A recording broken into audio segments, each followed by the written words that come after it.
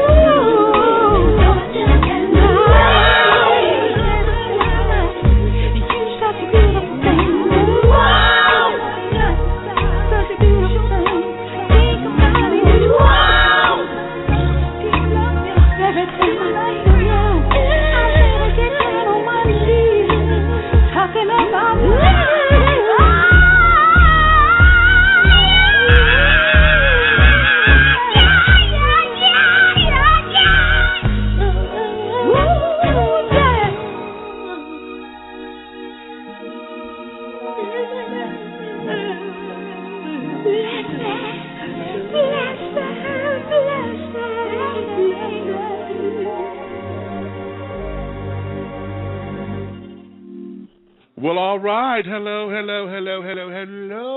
out there, darlings. Woo! It is another glorious Wednesday, honey, so I hope you have all of your crumpets together because, darlings, you know what time it is because it's time to dish tea, and you're dishing tea, darlings, with Big Meech. Hey, what's going on, babies? It's going to be one of those particular days today. I'm feeling a little that way. You know, I'm a little high-spirited and carrying on. And today I'm going to bring to you, honey, a show that have been highly requested. You know, I don't get this often, like in the numbers like this, which is surprising. But today's show, darling, is all about the LGBT community and those of us who happen to be over the age of 35. I'm going to be cute and say 35 because I think at that 35 age is when we start to question and start to really look at ourselves in a whole different light. Today's show is entitled Growing Old GAYFULLY, Part 2. Yeah, this is the second installment of this particular topic. It was overwhelmingly received the last time that we've done this, and I'm sure we're going to be revisiting some of the same things that we talked about before. However, I'm hopeful that some new points and things will come out, and that we're able to discuss this topic in many different facets, okay?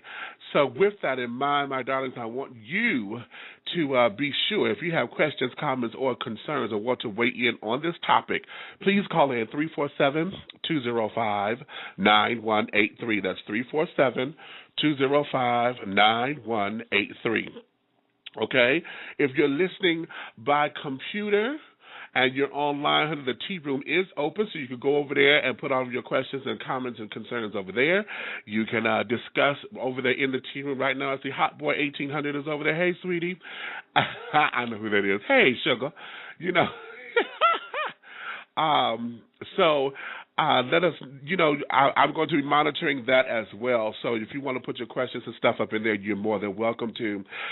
It's going to be one of those kinds of shows. So let me do my disclaimer here because I think it's always necessary to let you guys know that Dishing Tea with Big Meech is a mature show. It's for mature audiences, and the language and or subject matters that you hear on this show is not appropriate for children or anyone who is not mature enough to handle the subject matter. So your listening discretion is advised. Again, I'm going to say, Dishing Tea with Big Meech is for mature audiences, and the language and or subject matters that you hear on this program is not suitable for children or for anyone who is not mature enough to handle the subject matter. So your listening discretion is advised.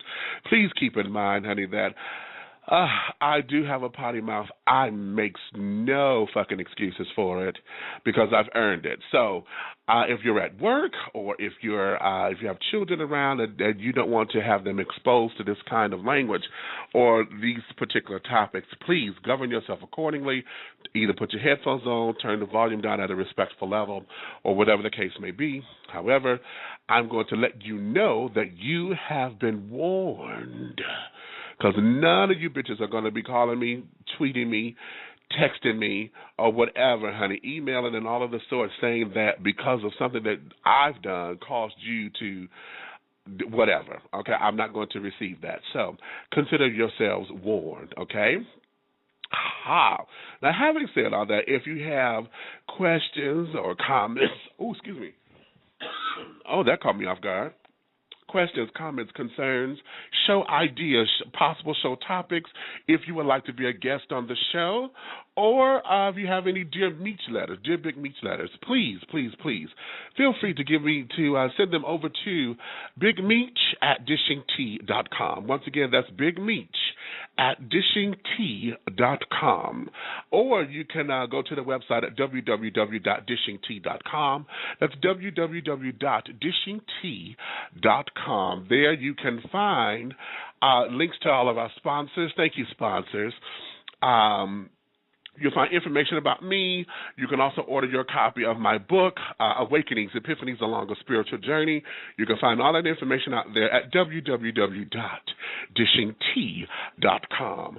Now, before we get started, I have one particular special announcement that I want to make with you, and that is, you guys know, this coming June 23rd, 105 Mo Artists Detroit will be up and running for its 7th annual presentation. And it's going to be a tribal evening, honey, of edutainment.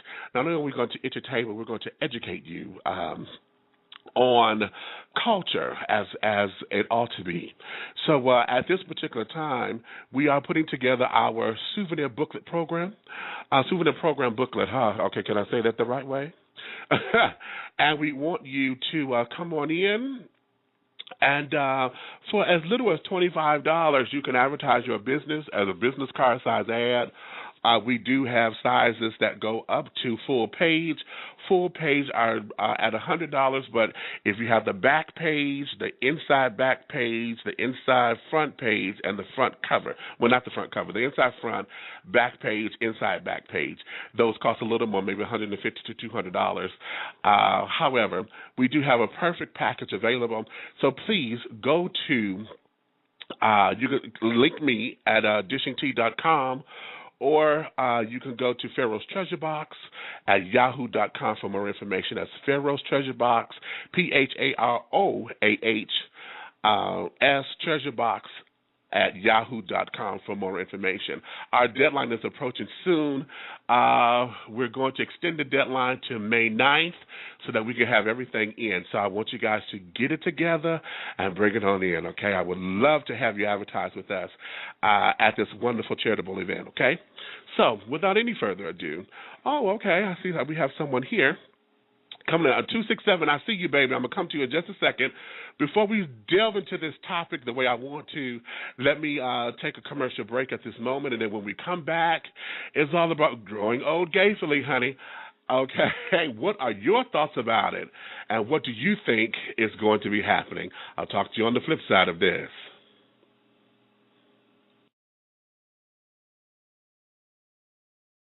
Take yourself and your thoughts to the next level with Above Consciousness clothing. The clothing that not only brings about style and character, but it also raises the bar of consciousness so that we can be a better people, a better community, a better humanity. Whether it is to turn your tickle box over with our whimsical designs or challenge your thoughts and beliefs with our social awareness designs, Above Consciousness clothing is sure to titillate your spirit, tantalize your senses, and rivet your soul. Welcome to the next evolution of fashion, Above Consciousness clothing. For more information, please go to our Facebook page at facebook.com/Above Consciousness clothing.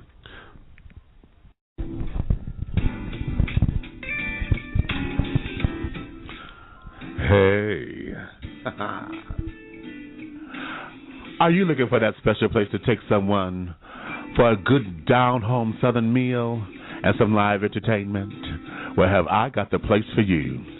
Right here in the underground Atlanta, we have the Georgia Peach Restaurant and Lounge.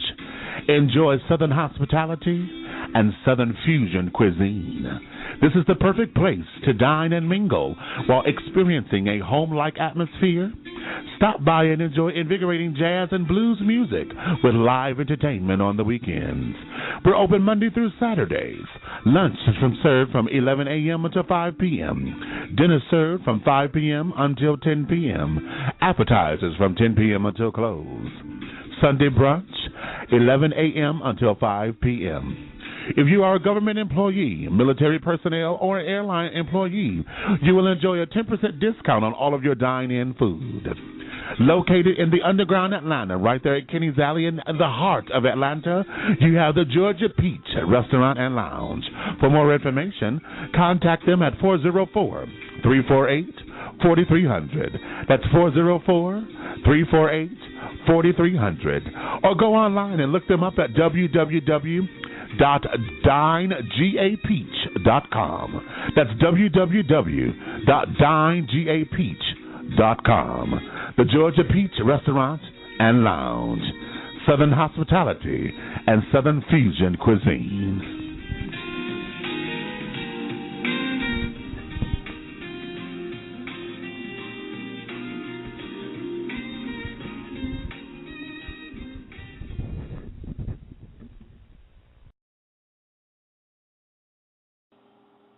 All right, and we're back. I'm sitting up here having problems with my computer.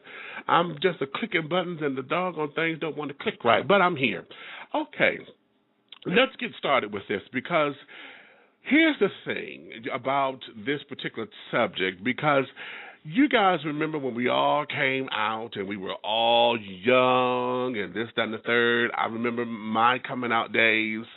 I officially came out and stayed out, if you will. I was 15, 16 years old at that particular time when I was just done with it, okay? I had my first lover when I was 12. Then at about 14 was when I started all the promiscuity and understanding the darkness of LGBT living with the tea houses, the bath houses, the bookstores, and all of that kind of carrying on.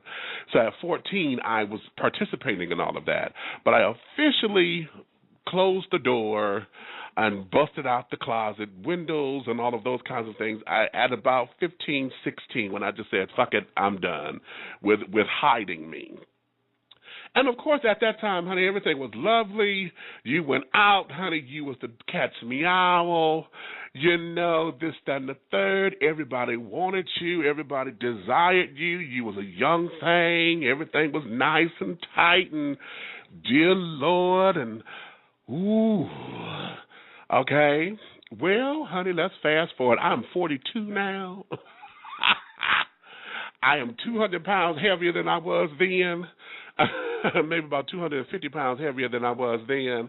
You know, I'm embarking upon health issues and things at this particular stage now, as far as circulation problems. Y'all know and you guys know, for those of you who follow me regularly, about, you know, my hernia issues and carrying on, my sleep apnea issues, and this, that, and the third, you know, all of that. So here, in our culture, which is very superficial, which is very, very, very, it's a body beautiful type culture. We celebrate nice bodies. We celebrate youth. We celebrate the young. But when we have become those children that we talked about at the bar, remember that old fogey that was always sitting up there? We used to call them chicken hawks back in the day. You know, when we talk about those folks, now we have become them, okay? And then those who are still here, you know, they're still out. They're still wearing their earrings and carrying on. They're still trying to be hip, trying to be cute, trying to be relevant to today's times. And it doesn't seem as though our community is there to embrace our older citizens. I don't consider myself a senior citizen by numerically. However, in gay culture, honey, you're basically old after you cross, about 27. About 27 in gay culture, particularly depending on how long you've been out. And by the time I was 27, honey, I was already out for 11 years. So I was considered to be an old pro, and at that point, a has-been for most of the, you know, in the eyes of most people, because they were getting younger and younger coming out, 15, 16, 13, 11, you know. So when we did all that, what ends up happening to us as a culture? You know, I talk about, one of the things that I want to discuss is what I call the fountain of youth syndrome. And I know some of you guys are going to feel as though I'm stepping on your toes, and maybe I should, because I get it, but I don't get it at the same time. And that is those of us who are in our 40s and 50s and 60s who purposely go after those who are at least 20 years our junior. Okay, so you 40, dealing with somebody who was 18, 19, you know, you old enough to be their father, their grandfathers. I call it the fountain of youth syndrome, because a lot of times we end up doing that on purpose, thinking that we're going to latch on to life or saving ourselves or you know, holding on to our youth in that capacity. Now, this is not to, I want you to hear me, because I don't want you to confuse attraction to what I'm talking about, because that's what makes the difference between attraction and those chicken hawks that I talk about. A chicken hawk goes after chicken. You always know you don't want to deal with nothing of your own kind. You always want to go with something younger, this, that, and the other. And the sad part about it is you fuck with these little boys, and I'm talking to the men. I ain't talking to lesbians just yet. But you fuck with these little boys, and then you don't give them any tools to make them better citizens. You end up fucking with their minds and all of those craziness, and then you end up, this particular boy end up having this horrible experience to now he has to grow from, and then he becomes this bitter old dog and this, that, and the other, and confused about life because you as the experienced person did not guide them and show them the way. You see what I'm saying? So in this whole idea of growing older, or growing old gayfully, because our culture is very that way, what are some of the ills that you come across, okay? What happens when you realize that you're no longer the cat's meow, honey? Okay? When you walk in the club, nobody took a second look at you, honey. You blended into the sofa or into the wall or into the backdrop, okay? No one recognized you when you walked to the bar unless you got some coins. See, unless you got coins and everybody wanted to be your friend, this, that, and the other. If you're coming across as big baller like some of us do, when we coming out, you know, some of us, that's our swag. We come out like that. You know, and that's fine. That's not a problem. Hear me. That is not a problem. But what happens is that we have gotten so used to our day and how we did it in our day. Have we forgotten to look at what the times have dictated? I can't go out these days because I like to dance, and the music that these little fuckers dance to, I can't understand this. They don't dance. They just bounce and sway. Y'all hear me say that constantly. They don't dance. Okay, I'm not into hip-hop culture because there's nothing to it. Okay, it has no fire for me. Okay, it's just a one note, honey, and I like a chorus. Okay, so that there is that. I'm going to the phone lines because I see 267. You've been having your hand up at me and want to say this quickly. I'm going to let you take your time. It's just that I know you've been having problems staying in with me, so I'm going to come to you right now. 267-970. You're on the line with Dishing Tea with Big Meats. Hey, sweetie. Hey, Big Mitch, this is TJ from Philadelphia. How are you? Hey, what's going on, Precious? All right. I also brought my friend JR from South Jersey, so we're kind of like in a conference call. Oh, well, lovely. Come on in. Tell us what you want to say. Well, first of all, I enjoy your radio station. And, thank you. I just want to actually just, as I'm listening to it, because, you know, I'm like in the mid-50s, you know, an oldster like yourself, and I agree with everything that you're saying. And I'm just going to let my friend JR take it because he's in his 40s and he kind of like experienced what you're saying, you know. Okay, come on, JR. Hey, how you doing? I'm great, baby. How are you? I'm good. Yeah, I do understand what you're saying about, you know, some guys don't want to date their age and stuff because, you know, when I first came out and everything, I had an older guy want to date me, and I was in my early 20s and everything, and he was in his 50s and everything, and we dated for a long time, and he used to get upset because when we would be together, a lot of people used to say, you know, they thought I was his son and all this and that, and he would get upset, and I told him, I said, well, you know, you look, they extinguish you as with the gray hair.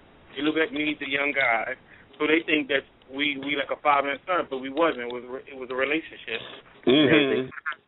But you know, I do have friends that, you know, like younger men, and they don't want men their age. They can't do nothing for them and everything. But I said everybody that at your age, I'm talking about where you could be 50, you could date somebody 30 or 40 or whatever. I mean, that's fine. But you know, when you reach the age of you going 20, you're looking at people as you, and you 50, they're looking at your son, your grandson, or whatever this and that. I think that's too young. But I say to each his own, they're grown. So let's say for one thing, they're not going to take you home to their mom and daddy.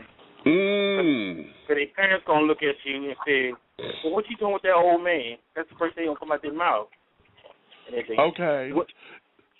Let's go here because I like that. Let's go here for a minute because when we, all of us who are part of gay culture, particularly those of us who express our femininity a little bit more than others, and I'm not calling everybody femme queens or whatever, but those of us who are just a little bit more in touch, we tend to we got this thing with our movies, and when how Stella got her groove back, we applauded Stella. She went and got the little 20-year-old boy, who was sticking up here, dicking her down, and this, that, and the other. She got her life. She was living. She was loving.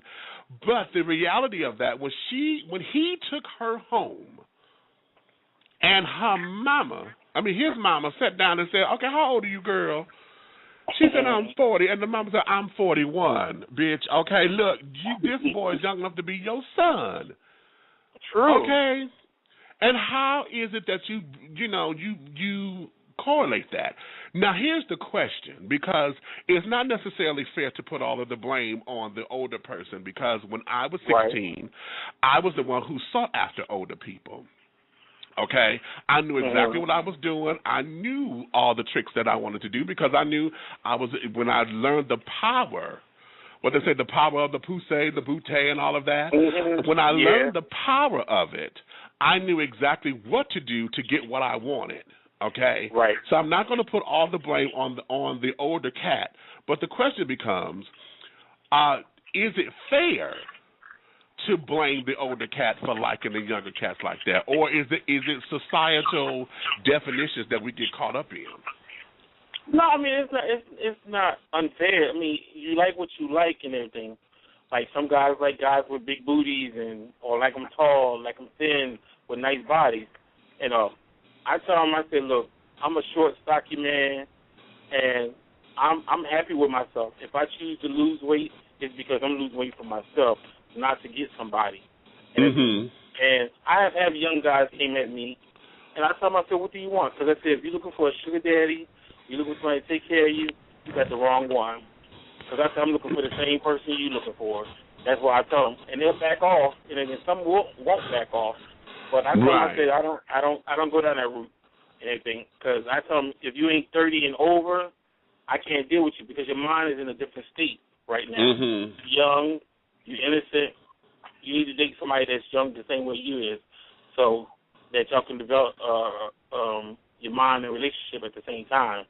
And with me, I'm in a different era. I like to go out. I like to dance. I like to go to functions, where I get dressed. Where, I do the Timbs, I do the jeans and everything, but sometimes I like to get dressed and go out and to a nice place where it's not crowded, but it's a nice crowd. There's not nobody fighting, all this carrying on and stuff. Because now, kids now, they want to come to the club now, all they want to do is parade out around the outfit, and they want to get into fights. Or who can they sleep with? You can stay home and do all that. What you going to spend $10 to come to the club? And you can just pick up the phone and get somebody and tell them to come on over. Well, okay, now let's go there, because, see, here we are now in a technological age, and I'm going to hit you with two questions. The first question, because you mentioned the term sugar daddy. Now, as we all know, that there could be a turn on in itself, because, in S&M culture, those who are into the leather and carrying on, and some folks don't realize that they are a part of their culture simply because of this. There is the whole daddy-son thing, okay? Older cats that really go after younger boys and carrying on, and they love the fact and the idea that they're taking care of somebody. Okay. Oh yeah. They love that. They get a high off of it, and then of course the whole idea of wow, it becomes a whole boost. This young boy is into this old ass, and however they see themselves, they actually get affirmation and confirmation from whatever they do for this youngster. Okay, so that there is a culture within itself.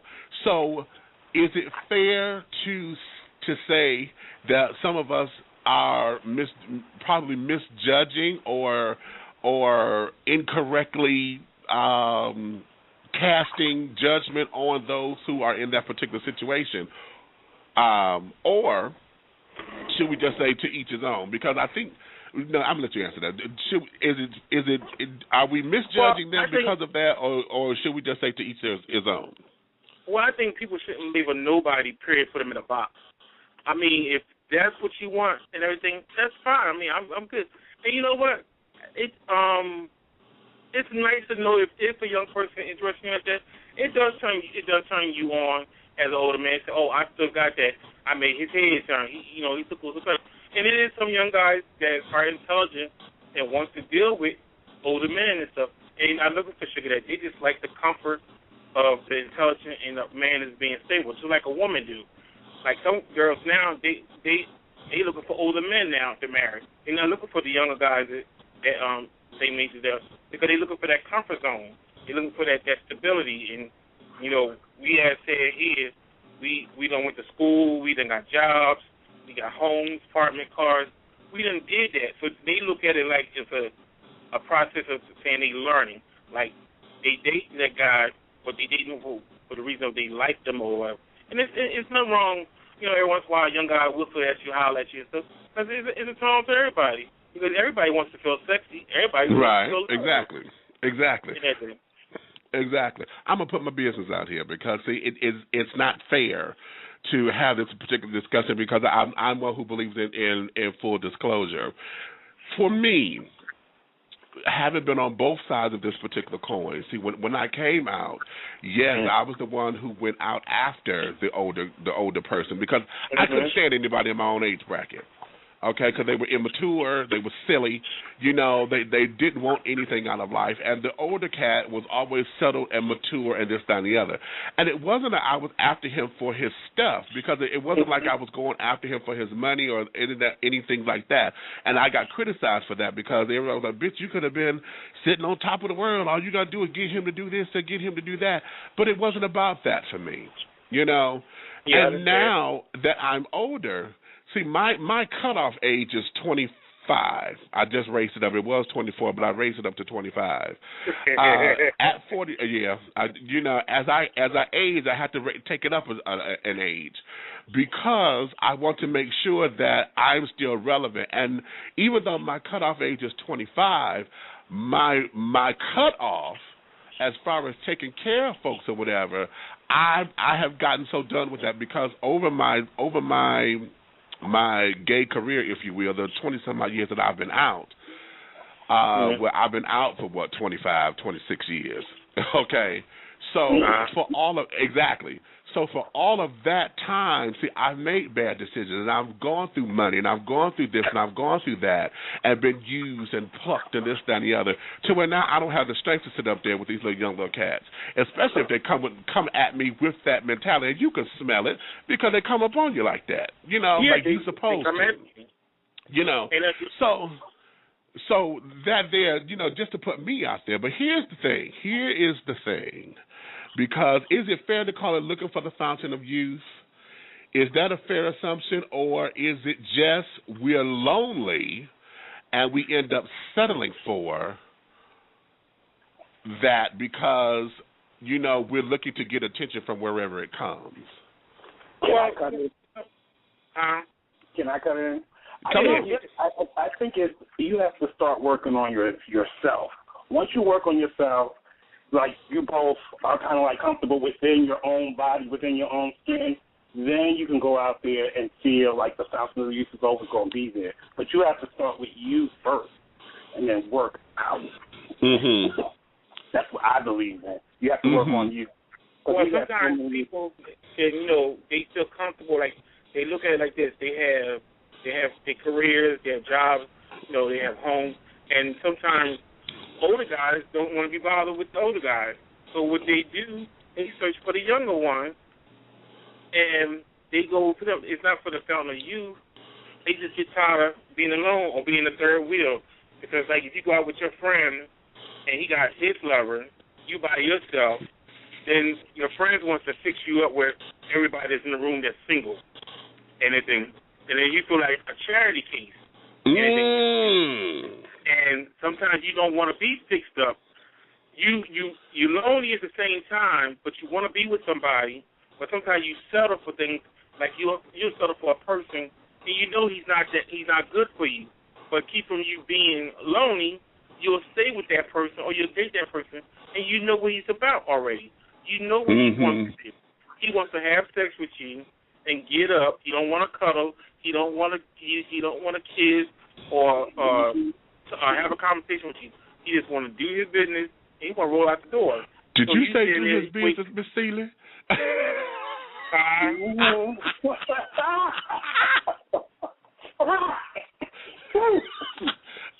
Okay, you worked me for that. Go ahead.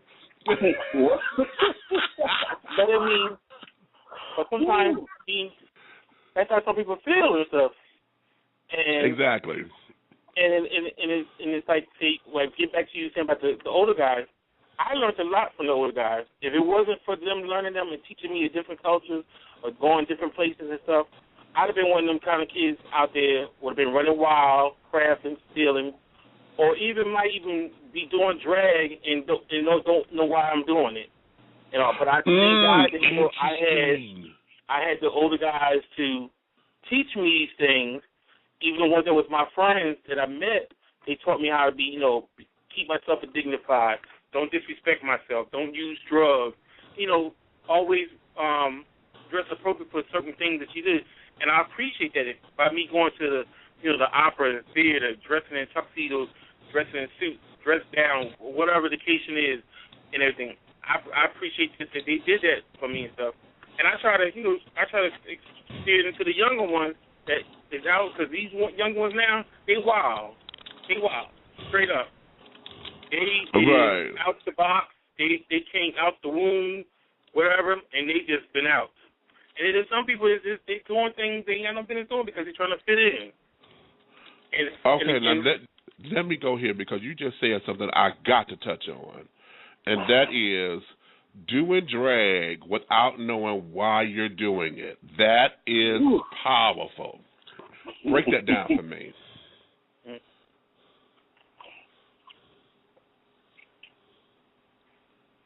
Break that down for me. What do you mean by that? Oh, what I mean by that? Mm-hmm. Well, I mean, like, sometimes people gets into drag because their other girlfriends is dressing up in drag, so they feel they want to do it in drag. See, my point, I don't understand. Okay, I don't knock you if you want to be a transgender or you want to be a drag queen or whatever, but do it for the right reason. Some of them do it for, and I see them do it and everything, and they want a trick. Why are you going to dress as a woman to trick? You can say as a man to trick. But I feel that, they're not satisfied where they at being a drag queen. I figure they're just doing it to get attention. Oh. If I was going to be a drag queen, I'm going to be a fabulous drag queen. I'm not going to go half-stepping. I'm going to do it every day, 7 days a week. I'm going to even short my job. I'm going to let my job know I'm coming this way so they can get prepared or how they want to do. It won't be no longer me no more as a man or as a woman. But some of them don't do that. Some of them dress as part-time drag queen when they at night work. And I understand it depends on their job if that's what they do. I see if you want to do that. But if you're going to become a drag queen and decide that you want to prostitute, that's what gets me with the situation. That you want to get out there and enrich your life every night or every day, getting it out of guys' cars. And you always hear about, drag queens getting hurt, they getting beat, they getting murdered, killed even, and everything else, because these guys think these drag queens are real, and then when they get them home, they find out they're not real, and they want to kill them. Now, you don't put yourself in that kind of position, and you tell them before they even go that far, you get in the car with them that I'm a drag queen, I'm not a man, but I'm not a woman, but I'm a man. Right. Now, if he knows the deal, he knows what he was out there for. But when you get home to your own place, you put yourself at risk because there's no safety there. There's no bodyguard, no nothing. You don't have no protection and everything. And this is what I'd be afraid for them because they're getting younger and younger, and that's what they're doing. Exactly. They're not like educating themselves and going to school or going to their jobs like this. Some do and some don't. Some of the jobs, a lot of jobs is accepted situation as people becoming guys from guys to females and stuff. But that's what it gets to me and stuff. And I don't disrespect them. It don't bother me. If that's what you choose to want to be, if you feel that you're more of a woman than a man, then okay, that's fine. But be a respectable woman, because why would you want to turn yourself into something and you got a trick behind it? Interesting. Over here in the tea room, Hot Boy 1800, he said, I think it's fine for anyone to like what they like. The problem comes into play when the older men manipulate these little boys and mess their heads up. I agree 10,000% with that. And, he also made a joke about the whole chicken hawk thing, about one old foghorn leghorn. Exactly. You know, and he's a rooster, that little bitty old chicken. You know, I'm a little chicken hawk, and I'm out here to get chickens and this, that, and the other. And when we see that, when I always go to that, when we look at that out here in our particular culture. But that's just one aspect of it. The whole idea of what I call the fountain of youth syndrome. Let me bring this call in because he's been bouncing in and out. I want to make sure he get his comments in. 317-632. I'm coming right here to you, baby. 317-632. You're on the air. You're dishing tea with Big Meech. Hey, baby. Hey, Meech. How are you? Hey. This is Lo. What's up? Hey. First of all, how you doing? I am everything, and everything is me. It's been a long time since I've been able to make time to visit the show and be on, so thank you for that. But I want to go back to one of your guests was saying about dating, the older guys dating younger guys. And I want to know if anyone thought about it in this particular way, that the young guys are attracted and dating older guys because they didn't grow up with a father and look to that for a father figure. You know, and that's one of the things I experienced recently being, and I'm not, I'm only 36 years old, but I try not to date anyone younger than 30. It just tends never to happen that way. So I was just interested what people's opinion of that was. Well, that's interesting that you should ask that, because for me, that's what it was. And when I understood that particular concept, that I was, in quote, searching for the love that I didn't have from my father, or at least another older male validation point, that was when I was able to put everything into perspective. Am I still attracted to older guys? Hell yeah, I love older men because I love their swagger, and well, we call it swagger now, but they're very debonair, they're very charismatic. Okay. And that there was the whole turn on to me. Now that I have become one of the older men now, I'm starting to see, at 42, I'm getting hit on by 23-year-olds, 18-year-olds, and I mean viciously. These kids, they are relentless. And I'm like, okay, baby, what we gonna do? If I sit up here and pull out Patti LaBelle and the Bluebells, honey, and go down the aisle, you ain't gonna know shit about that. You gonna look at me like I'm crazy. If I pull out a 45, because I still got some records of, if I pull out an album, child, you're gonna sit up here and look at me like, what the hell is that? I don't have time for that. You see what I'm saying? If I pull out, I pull out a cassette tape, I still got VHS cassettes. I still have music cassette tapes, child. Now, if I had fucked them up and pull out an 8-track tape, baby, the world would end. Okay. It's very true. I recently went out with someone that was a little younger than I. You wrong for saying the 8-track. But y'all know what I'm talking about, because see those are my experiences, and then to sit down with the younger person, because then it becomes giving a history lesson. And see, anytime that you move out of the realm of being someone I'm looking at sexually into someone that I have to help raise, then you're no longer a sexual interest to me. Then you become one of my nephews or one of my children. You see what I'm saying? And I would rather that than to sit up there and to have a lot of these kids end up in the places that they are. But I know folks who are very comfortable who, don't mind shelling out the coins. They don't mind that. And it's fine as long as you can afford to do it and that it doesn't take you off your square. Because, again, there's a whole lifestyle for that, the whole daddy boy syndrome. And a lot of that, I believe that's what that comes from. That the daddy himself is the one looking for love and validation, and looking for someone to say, hey, I'm all that. And and to get that from someone who is not his peer, someone who is not understanding the same struggles that he's going through, someone who is coming up the ranks and see him unconditionally, or at least we think, for that particular time. I'm going to say unconditionally because it's a certain time. Within that time and that space, this person sees me as. Okay. And I'm willing to handle that. I'm willing to step up to that. I'm willing to accept that. Hell, I've been the sugar daddy on a few occasions. And my whole point behind that was, this motherfucker gets me right now. And if all I have is this moment, if I die tomorrow, I got this moment to say somebody was digging me the way that I am right now. You see what I'm saying? And it becomes a mind thing. And I would throw this to you, Lo, because you being a psychologist and all of that and a therapist and dealing with that, what is the psychology behind older gay folks in your practice? Because, see, when you come and deal with all of this, what do you see? Do you see that mental health issues is one of the biggest things that get us as a gay culture?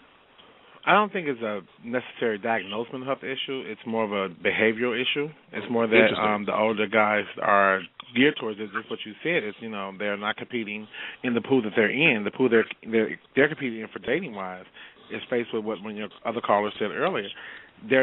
Those people are not attracted to them. You don't find a lot of gay older guys with another gay older man. They with someone younger, and they with that person younger just to get what they need in that moment. In my experience, the people that gay men a little older that are dating men that are in the same age range are looking to establish a life together, not a cultural trend or some type of, I'm gonna put it out there, just be honest, not for show. Exactly. It's not, okay, I'm over the show. For show. The show of it. Right. Okay. It's not for the show of it, where this is who I'm with, and this is my piece, and my piece is this, and this is what y'all. And so basically, eat your hearts out here, because this is who I got. So you get that kind of thing. That's more of a behavioral issue than it is a psychological issue. And I just think it's a cultural thing in the LGBT community that it's not. Unfortunately, we're not loving ourselves the way we need to validate our own selves, and we look for validation from people that are not actually able to validate everything that we are and that we have come to be in being older men. Because the young kids have no clue and haven't lived long enough to validate us for the lives that we've lived. But we seek that validation from them because that's the only people that are going to be able to validate us, because the other ones that's in our age range know the life we live and have lived that life as well, and sometimes don't rarely do validate where we've come from, where we've been, and where we've gone. Interesting. Yes. Because and again, I'm gonna put my business out here because, see, like currently, there's a little 26-year-old that caught my eye. Okay. I'm 16 years this boy's senior. Okay? 16. Okay? And in that, am I looking for the fountain of youth? No. Okay, because for me, honey, I'm as young as I feel. You know what I'm saying? And as I said before, I have all of my health issues and carrying on. And for me, this is not what that is. Is it a boost to my ego? Hell, fuck yeah. Okay, now that's something separate. Is it a boost to my ego? Oh, of course. To where, the old girl, honey, still got it? Please. Okay, I still got it? Like that? Okay. It's just like what the gentleman said, about, dating older men and stuff and everything. And sometimes they're looking for father figures. Some do and some don't. Like with me, I did older men because my mind was in that state as an older man. Dig it, okay. Because, I had parents, they would listen to Lou Ross, Red Fox, and Natalie Cole, all Nat King Cole. I grew up in that era listening to that kind of music. So I enjoyed it and everything. So my mind was in a different state than it was in a 20-year-old usually. My mind was like an old mind. But exactly. I dated the guys because I liked the way they gave me the attention. I liked the way they looked at me. And I knew that if I put a certain clothes item on, they was going to get a little jealous or get a little turned on or whatever. I knew what I was doing. It's just the thing that they look at you, they young, they older than you, they look at you, you young, you handsome, you got to go home. But now since I'm 44 years old, I used to have like the thing where you know, I had the pretty hair and all this and that. I started losing my hair. So one day I decided to shave it off and get bald. Okay, so same here. All of a sudden, it got this reaction that God's starting to look at me. I even got this point that I'm running into my exes, and now they decide they want to try to rekindle. I told them we ain't going down that road like that and everything. But it's just the attention that I got from them. I said, well, damn, I still got it. Wow. You know. And it's just like my sister did one time. We was in the theater, and we was went to go see a Tyler Perry play.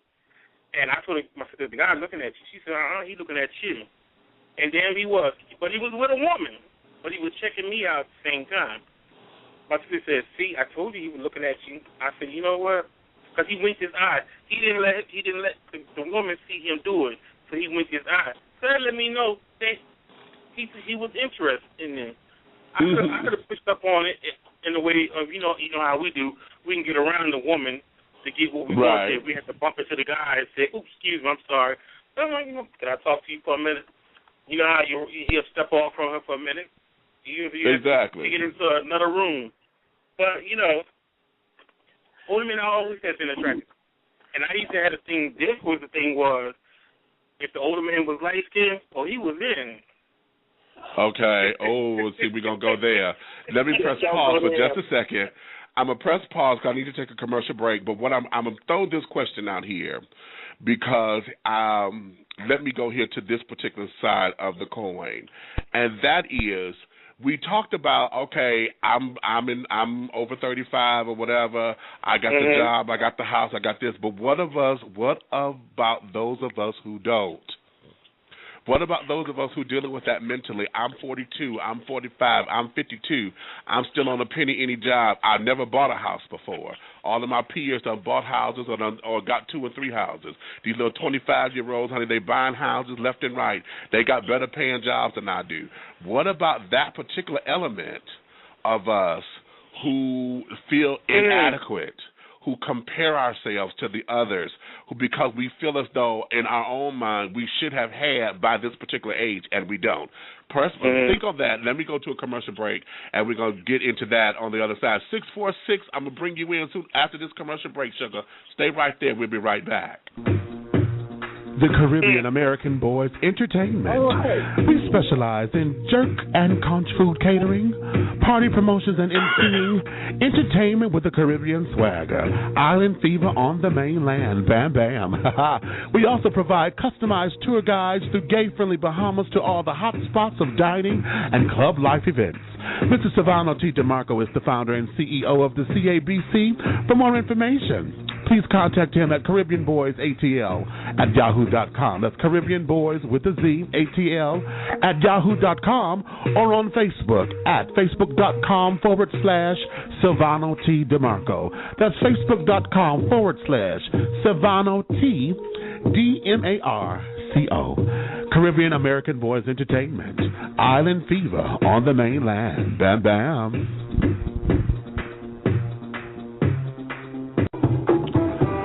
The Big Brothers Network. Yeah, men of color, men of size. The Big Brothers Network was created to celebrate the larger man of color and those who admire him. We intend to promote a positive self-image within our community and the mainstream population. Our goal is to embrace our differences, to inspire self-love, and increase camaraderie through positive, brotherly interactions. We intend to accomplish these goals through the BBN magazine, local and national events, and networking forums. For more information or to catch the latest copy of the BBN magazine, please go to www.bigbrothersnetwork.com. That's www.bigbrothersnetwork.com. The Big Brothers Network. Men of color, men of size. Pharaoh's Treasure Box. Fine art, unique jewelry, and sensational 3D silk floral arrangements. Creations by Taps. For all of your decorative needs, contact Pharaoh's Treasure Box at 248-688-5178 or 5179. Again, that's 248-688-5178 or 5179. Or you could email at Pharaoh's Treasure Box at yahoo.com. That's Pharaoh's Treasure Box, PHAROAHS Treasure Box at yahoo.com. To see the collection or to purchase, go to www.buysellcommunity.com/store/Pharaoh's Box. Again, that's www.buysellcommunity.com/store/Pharaoh's Box, and that's PHAROAHZ Box. Pharaoh's Treasure Box of Detroit, Michigan. Fine art, unique jewelry, and sensational 3D silk floral arrangements.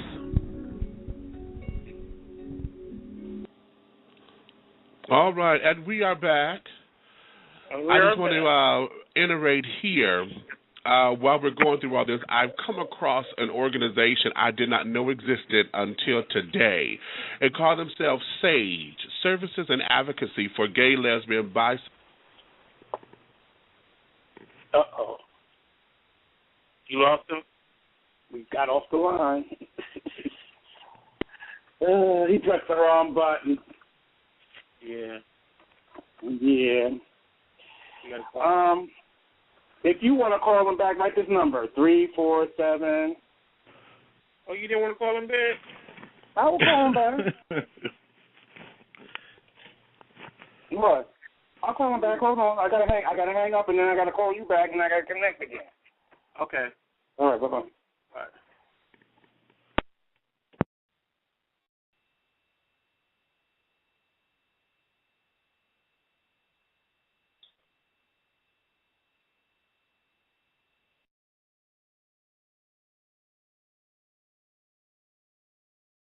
In the live television, there was they were talking about senior citizen home and housing for those of us who have gotten over the retirement age and are in other communities and things of that nature. So we're looking at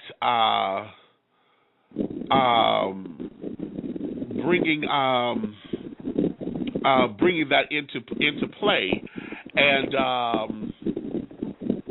wait a minute, what is going on with my board? Yeah, we're looking at bringing that into play and bringing that into a reality for all of us. 646.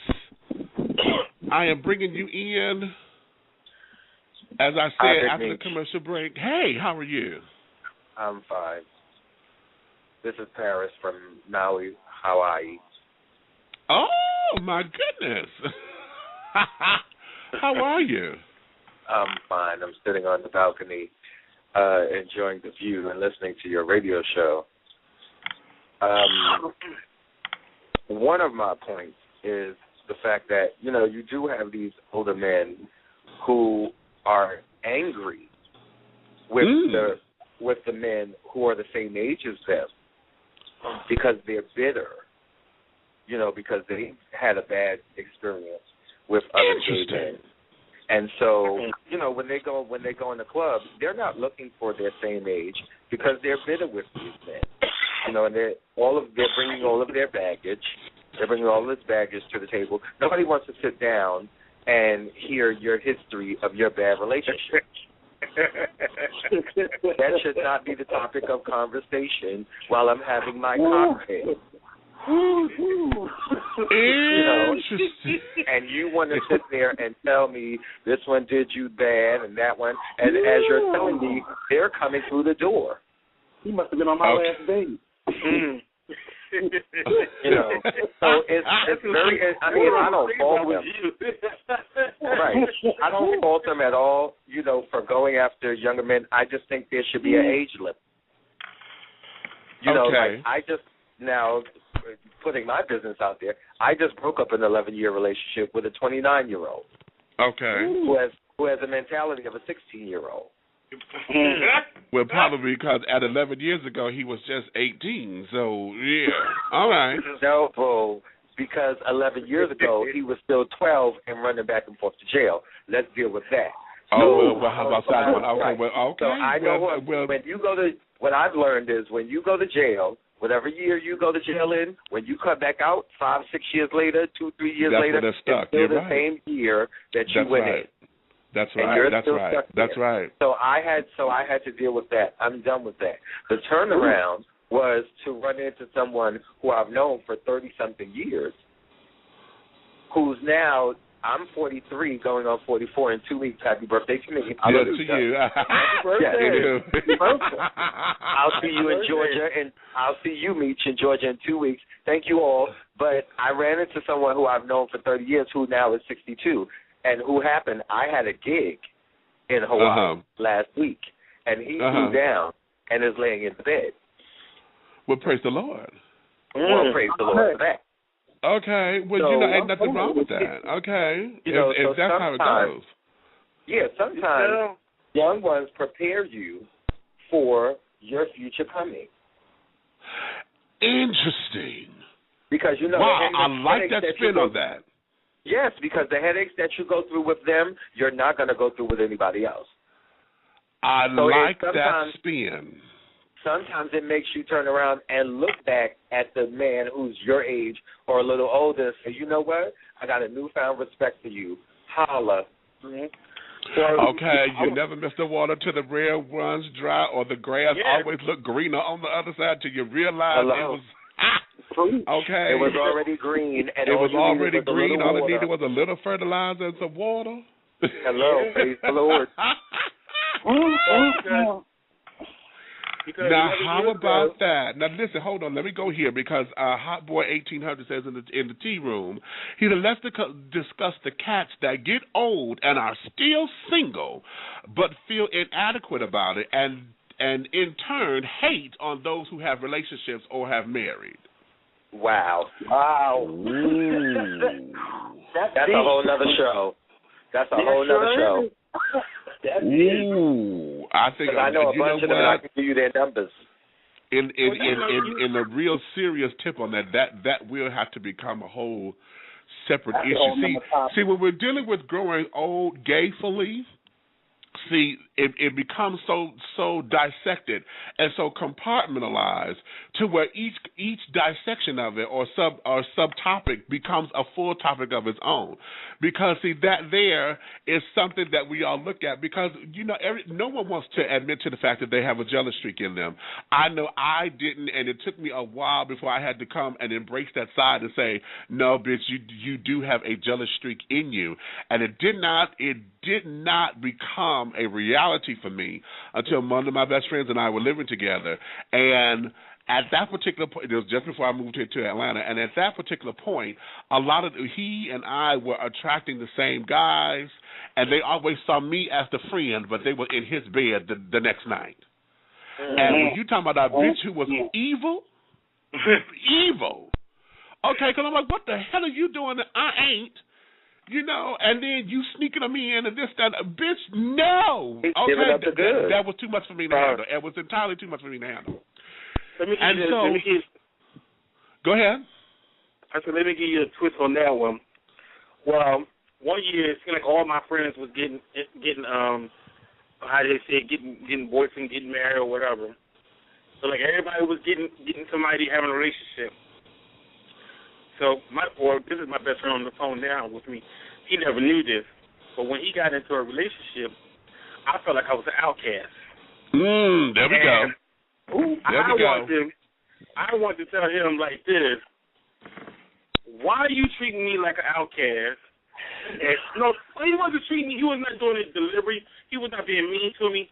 But I felt like an outcast because he was in a relationship and I wasn't. And you, And I felt like, I said this on my business now, I felt jealous. I said, damn, everybody's getting in a relationship. Everybody's finding somebody. But me. And I felt like a third wheel. I felt like a third wheel because I said, well, he would never like disown me as a friend. And I said, he always interact me with things and this and that, with everything. But I felt like, I said, why I can't find nobody? I said, why I can't find nobody? I said, there's something wrong with me and anything. I said, And I took a good look at myself and everything. I said, well, maybe it's something I'm not doing right, or maybe I'm not hanging out in the right crowd. So not the right crowd. Maybe I'm not masculine enough. Maybe because I'm not all that much of, I'm versatile, and they looking for tops and whatever. Yes, Lord, honey. Bottoms or whatever this and that. Or I'm not walking like a straight dude or whatever this and that. So what I did, I started acting up. And when you act up, you start sleeping with other people. And that's what I did. And as long as I live, I'll never forget what he did that day when he wrote that letter to me. Because, I had acted up. What? And he left me a letter one day in the house. And I came home, and I saw the letter sitting on the table. It was addressed to me. So I read it. And to this day, I appreciate him that he said that to me. I didn't get offended, but it took me to another level, and it brought me down off my high horse. And I should take a good situation, a bad situation, and turn it into a good situation. And that's what I did. I started to, and I told him I had to apologize to him for being like that. And I told him, I said, thank you for telling me that, because that's a real friend would tell you that, and instead of, hiding it and everything. But he told me in the letter, he wrote it to me, and I read it, and I took heed to it. And that made me be a better person and strive on to do better things for myself. And if I didn't, I would probably have been acting wild, because I felt like, what the hell? Nobody ain't attracted to me. I might as well sleep my way, do what I want to do, and all this and that. But I knew that was not the kind of person I was. So I had to take a step back. I said, no, I'm not going to do that no more. And some people I had to, I had to turn loose. And it really got out of control because I was sleeping with two brothers, and they was outside the bar one night, and they got into a fight over me. And that's when I really had to check myself behind that situation. Okay. Yeah. Now let's go here, because again, when we're dealing with the jealousy issue, and still, because let me ask you this before we move on from there, because I know what happened to me as well. I know for half a second a part of you said, how in the hell did he still get a date as old as he is, and I can't? I know it did, because all of us look at it from that particular perspective. When we feel as though we're inadequate, when we feel as though that we should have, again, the whole mental process of I should be here, and then when someone else comes along and is in the spot that we think we're supposed to be in, then it becomes, that whole combative issue. I felt that I was in competition with my best friend. Okay, it was always a competition kind of thing, because then it became all about numbers and raking up and this, that, and the other. I'm a survivor of sexual addiction, so that was another thing that I had to deal with, because I had to make sure that my behavior did not cause me to trigger and spiral out of control, which it could have done very easily. Okay, because now in competition mode, I would go to bed crying a lot because I felt like I was on monitor, I was on lockdown, and everything around me, honey, y'all could fuck freely, honey, you could get here, you could do there. I got to monitor myself because I don't know if this is going to be a trigger for me, and I don't know. And that there was a hellish existence for me, and, this, that, and the third. So I know, as at that particular time, that was something that I had to deal with, and now being here at this particular stage of it, having known all those particulars, this is not to say that I still don't battle with that, because I have a number of bender friends and this, that, and the other, to where I may get a little pissed because they ain't with me. And even though we don't have relationship status or whatever, or we're not committed, and that wasn't the terms, whenever I feel as though I want my time, quote, unquote, and it ain't there, yeah, bitch, you get a little persnickety. Okay. And this, that, and other. So still, at this particular age, it begs to send us there. And going through all those particular changes. But now let me jump here, because I'm on mental health, but let me go to health issues, period.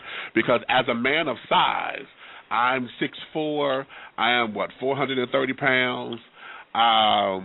And like I said in the intro, honey, I am 200, maybe 250 pounds heavier than what I was when I first came out. Okay? Mm-hmm. When I was 185 pounds, diamond in the rough, honey, with the 34-inch waist and this and the long legs, fat ass. Ass is still there, just ain't like I want it. It done got compact over the years. All the, the weight in the stomach, I need it in the ass. Anyway. Don't have me fall out this chair, Mitch. Don't have me fall out this chair. Lord have mercy. Oh my God. But again, here we are. We talking about growing old gracefully and gayfully. See, that I know for me, that's one of my concerns. Because anytime my ass starts to look flat to me, my ass and my legs were my attention grabbers. Now, with circulation issues, some of my legs look like I got varicose veins periodically, and that ain't attractive. So I got to, do my little tricks to do all of that and moisturize and this, that, and the other. To the whole idea now is we got to do a couple of tricks. To make some things happen, where before it used to be a little bit easier. Now it's a process.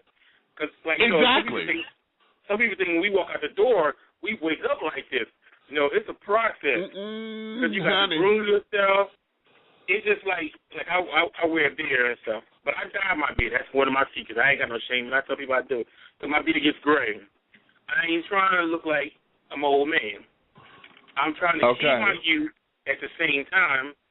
I say, I got the stomach. I'm working on it, and I have a couple of health issues. I deal with diabetes and all that stuff and things, but I don't let it stop me. I still do what I want to do. I try to do what I want to do, but it's a process of working myself and getting myself together, making sure my clothes is on, make sure it's looking right. I look at myself. I tell myself, if I feel sexy, somebody else will find me sexy. Mm-hmm. And if you don't like husky men, that's fine. You don't like big men, that's fine too. That's your right. But I don't get offended and everything. But my pet peeve, I used to get offended about when a guy didn't know your name, he'd say, "Yo, big man." Oh, really? You can't say excuse me. But I learned that somebody told me it's a love thing. When somebody call you a big man. So I learned to accept that, and I moved on with that issue. So I said I don't have an issue with that no more. But when I was younger, I used to do that when it's my yo big man, and some guys they still do that, whatever. But it's fine. I mean, I'm good with it and stuff. No, you're hitting on something. Let me stop you right there because I don't want to lose this. Because see, again, as we get older, here we go. As we get older, all we have been known as a man of size is just that. People call it, hey, big deer, big dog, big chief, big this, big that. Now that we've gotten older, we got health issues, diabetes, hypertension, circulation problems, this, that, and the other. Your dick don't work like it used to. Now, let's put that out there. Your dick don't work like it used to. So you're sitting up there competing mentally with the 17-year-old you used to be. That child, if the wind blows, you stayed hard. You could bust 5 nuts with the same hard dick and still keep going. Okay? Now that you're here, child, if you get 2 off of the same hard dick, you're doing, honey, that's a blessing. But then here, we have all been identified as big man. Now we need to lose the weight because our bodies are saying health-wise it ain't good. You need to come off 50 pounds.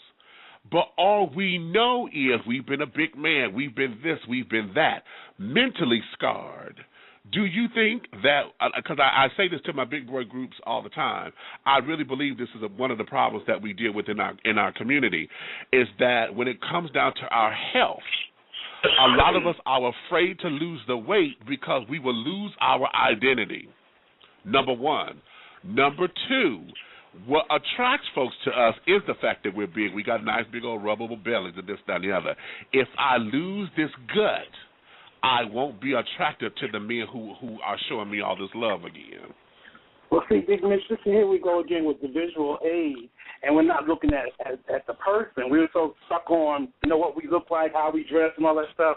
Instead of the character of the person, we just lose out on the whole person. So if the person loses, good point. Size, then, you know, we're just going to go. But if I like you because of your character, your honesty, your smile, all that stuff, I'm going to be with you to the end.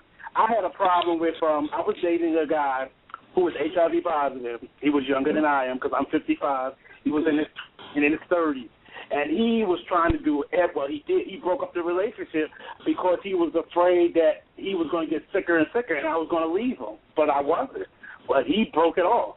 He just left me like the dust. Okay. I don't know what to do. You know, my problem is when people find love, people find me. I'm not looking for love. I'm not looking to date. They find me, and usually I get the needy guy, the broke-ass man guy, or somebody I got a support guy.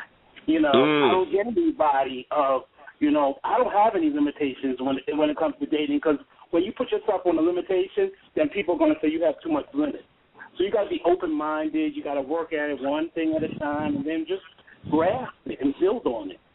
That's my philosophy. Interesting. Okay, now at 55, because see, you're spitting on ground I'm dreaming to walk on. Okay.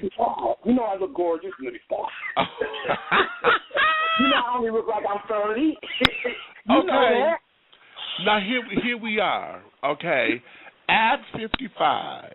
Yes. What is it that you would say to us as far as getting everything in order? Because most of us, now here we go. The LGBT culture is known for its flamboyant lifestyle. Right. You know, because we're always taking trips. We always taking trips. I swear, if one more broke ass motherfucker tell me they on their way to Cancun or somewhere. You know, every time I turn around, somebody is going some fucking where. The Big Boy Pride just went on, and I know half of them children that went really couldn't afford it. That, you know, they got by, they skated, and then they figured to go do hedonism in another couple of months. Okay? Now, I'm not hating on you. Please hear me. I'm not hating on you, honey. If you got it, go ahead, because life is meant to be enjoyed that way. But I always break it down. Usually these particular weekends, and that's all you're going down there for, a 3 or 4 day weekend, you're going to spend about $1,000 because with your biggest expense is in your accommodations and your travel. Okay? Mm-hmm. Even at $89, and I just did this breakdown, so I want y'all to follow me. At $89 a night, which is usually the cheapest rate that you're going to get on a room, okay? $89 a night plus tax is going to come out to about $111, okay, for the room a night. So you're there for 4 nights. That's $400 and some change just for you to lay your big ass down. Then it's going to cost you, depending on where you're coming from. I'm in Atlanta now, from Detroit, in Atlanta. And, you know, for me to travel, usually I'm good at getting a ticket, a round-trip ticket at $259, $279. Okay? So that's already $300 for travel. So you got $300 for travel.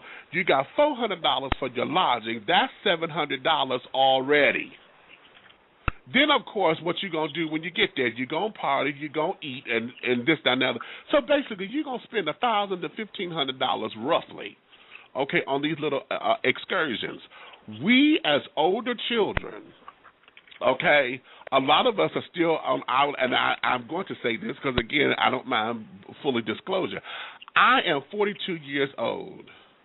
And the highest job that I have ever had in my life paid $26,000 a year. And I'm not even on that job anymore. Okay. So, here it is. When we talk about getting older, and I know I used this terminology on the first show, what does your portfolio look like? When we're looking at budgets, when we're looking at financial equity, when we're looking at understanding what we are as human beings, when you're looking at retirement, when you're looking at longevity past all of this, you at 55, what would you tell someone like me? What needs to happen? What needs to be in the queue? What has to go into the portfolio? Well, first of all, you need to, like I said, you need to work on you. Once you work on you and feel comfortable in your own skin, then everything's going to work out. And stop looking at the world materialistically and look at it like a blessing. Like every day you wake up, you thank the Lord that you woke up because somebody didn't wake up, and you just try to be happy. You know, part of life is life challenges. So you're always going to have an issue. You're always going to have a health issue. You try to work with it. We all got some kind of issue, but don't let it kind of like wear you down. Just try to follow it. If you can't lose weight, then you can't lose weight, but at least you're living, you're happy, you're not in a wheelchair, you're not brain dead, you know, and just be you. If people don't like you, then that's okay. Somebody will like you.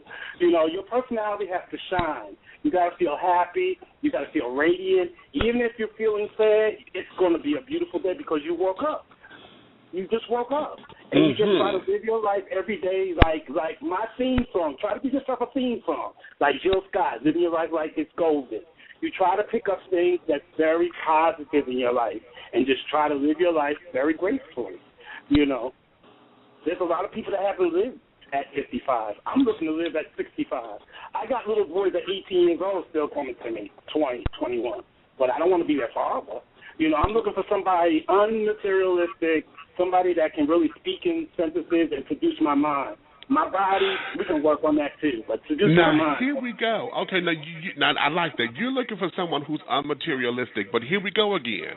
Let me go back to this daddy complex, because there are those who have been conditioned by the community, because the community itself is a superficial culture.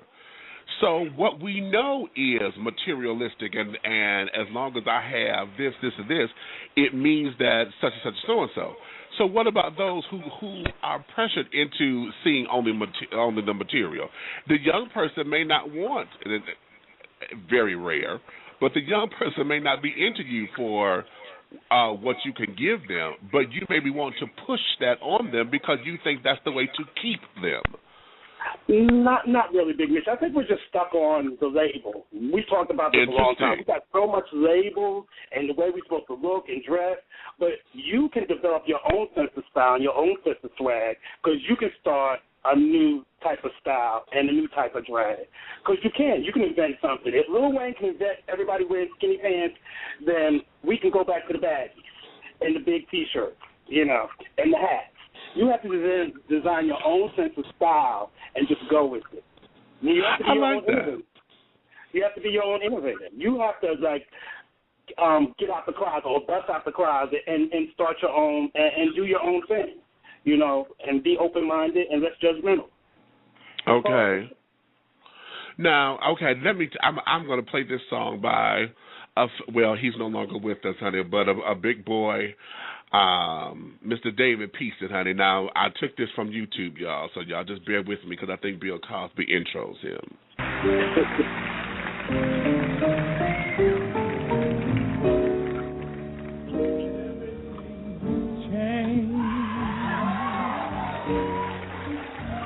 Nothing stays the same. Everyone will change. No one stays the same. There are not many things in life you can be sure of. Except rainfall from the clouds, the sun lights up the sky, and hummingbirds do fly. Winter turns to spring. Sing, child. Yeah, wounded hearts will heal. Never mind too soon. Everyone will change. There are not many things in life you can be sure of. Yeah.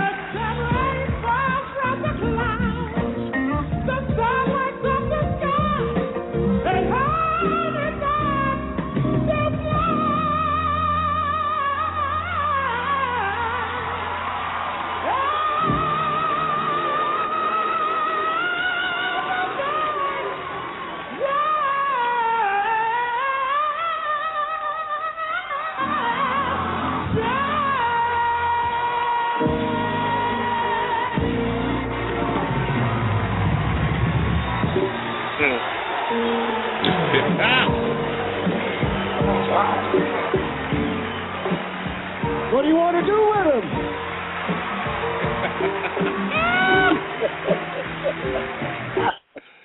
John, what you gonna do with that, honey? 898, I done brought you in on this conversation, honey. I see you had your hand up. 898-790, you in with us? Woo! I just had to play that out there, honey, because good evening. John, he just sent us there, baby. But everything has changed. And I think that's a cute little sentiment to the tone of the show. Because the opening song, if you missed the opening, that was the New Emotions, honey. That's their latest single. Yes, they done got a new single out. It's called Life. Now, for those of y'all who under 30, you may not know who the Emotions are, baby, but that's okay. Okay. Well, shit, I'm ancient then. Okay. However, you know, that there is one that was by one of my big brothers himself, honey. That was David Peaston, honey, where he was competing at the Apollo.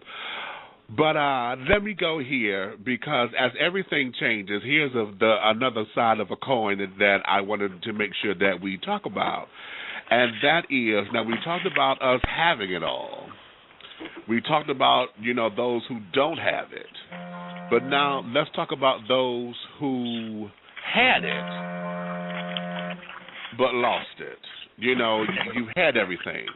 You had the job, the car, and this, that, and the other. You got laid off. The job done, with the economy that we know now, you lost your home to foreclosure. You had to move back in with mama. Okay. You had to, you doing this, that, and the other.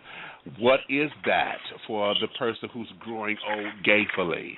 Because now it's all, again, we have status issues.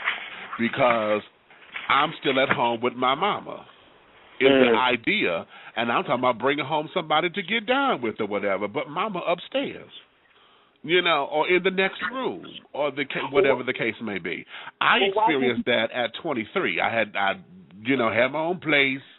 It got robbed. I got broke into and carried on because of the area that I stayed in. I could not deal with it anymore. Didn't know where to go, so I went back home. Mama, let me come home. Come on, baby. So I got the room. And mama, I'm out and open at this particular point. But again, I'm at home. My sisters were still young. They're in their teens. My brother was in and out. I'm the oldest. So again, as the example, here I am back at home. Now I got to make sure I'm not doing this because I got young kids here and I don't want them to be exposed to this so early. This, that, and the third. Yeah, it's a teaching tool because at the same time I don't want them to think that what I'm doing is necessarily wrong or blah, blah, blah. So, all of that. So we, as the older person, let's take the 55-year-old or basically the 35 and the 40-year-old. You just lost your job, you got to move back in with mama or somewhat, and you're single. Or maybe you're single and don't know where to go because now you got to sit up here, the circumstances have changed, and it's forcing you to move. So now your entire world is upset. So what did you do? Growing old, here we go. We're at this point. It's just like losing your, when folks talk about retiring, here I am at retirement age, and you talking about I got to go back to work because the unemployment or the Social Security and stuff ain't lasting. It's not supporting my needs, but yet won't nobody hire me because they think I'm too old, to be in. They want all these little 18, 20-somethings up in here because I don't fit the business mode. Or in my case, I'm too big. I'm overqualified. And usually that means... Okay, I'm overqualified because that means you ain't paying enough money. You scared that if once I get in here that I'm going to leave on the best possibility when you are the best possibility because ain't nobody else biting right now. So the catch-22 in that is you won't even pick me up. Okay? Hell, I've been living in this house forever and a day, but it's falling apart now. And the building, they came to condemn the fucking building. Now where the hell do I go? Okay, this is the house I've been knowing all of my life. Where the hell do I go? You tell me I can't live here no more because it's condemned? Are you serious? What? Okay, where was my money and my investment? I done paid this, I done paid that, I done been paying the city taxes. You know, where is my investment? Okay, so what do we do in those particular aspects? Because that there is true for a lot of our brothers and sisters out there. And I'm going to go here too. What about the transy girl, the drag queen? We talked about drag queens earlier. Here you are over 40, and your life, all your life has been was stage. But now you done got to the point now to where you don't know how to do nothing else but a fucking contest. You spending all this money for a crown, a $59 crown. It's going to take you $5,000 to win a $59 crown and a $25 trophy. Well, and don't forget about the sash. Okay, at 40 and over, I said it on Facebook. There's a group there called the Queens of Detroit. And for those of y'all who don't know, yes, I do perform. I'm on hiatus right now because I don't like to sing down here in Atlanta. But as a performer, because I'm an actor, and it's just work for me so that I can pay my rent. You know, this here is something that is an extension of me. I like being on stage, and, you know, I know that I'm a boy and this, that, and that. I'm not trying to fool nobody for those of y'all who thinking all of that. No, this is just a means of entertainment. Yeah. Okay? So, when it's all said and done, I walk in as a boy, I walk out as a boy. That's the way how I like to do that. But when it's all said and done, at this particular stage of the game, honey, it's all about making sure my rent get paid. I ain't got time to sit up here go parading around no damn contest. For what? It doesn't make sense to me. But for those girls who are caught up in it, who feel as though that they live for the crown, for the notoriety, is that all that we have as gay life? Talk to me, y'all. 989, I got you in. Come on, baby. Hey, how you doing? Hey, what's up? Look, hey, number one, you better send me that song. You know, I didn't catch the beginning, so I don't know what the topic is, but I heard some things, and I was in agreement and in disagreement. So I just wanted to raise my hand so I can have a few words. But going to what you just asked, with the trendy girls, some of them, that's all they have, though.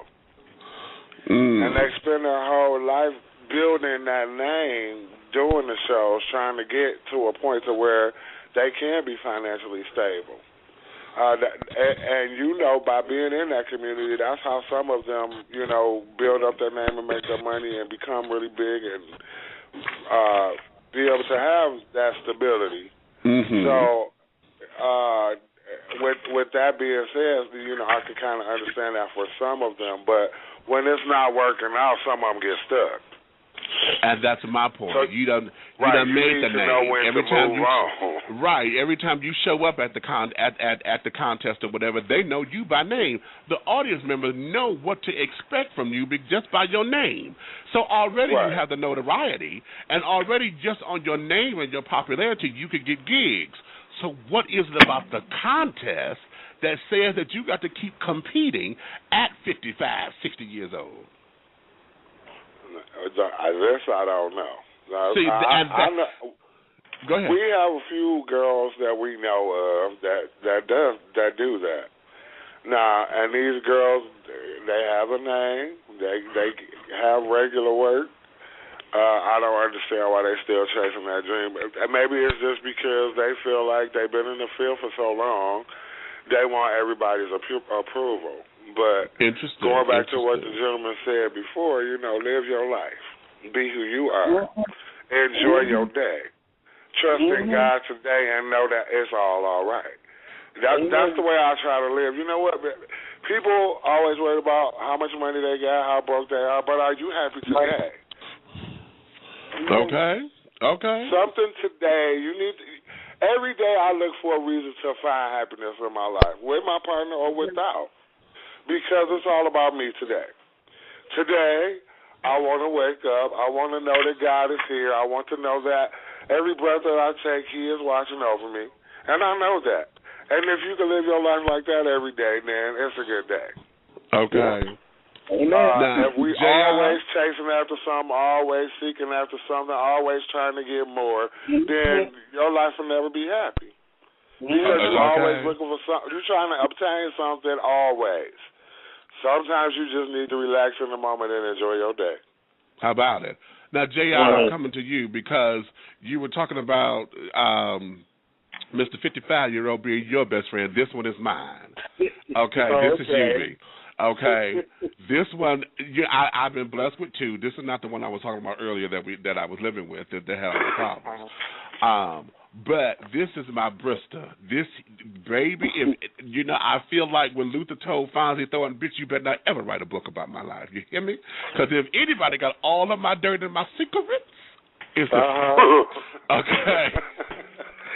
Yeah, I can write a book,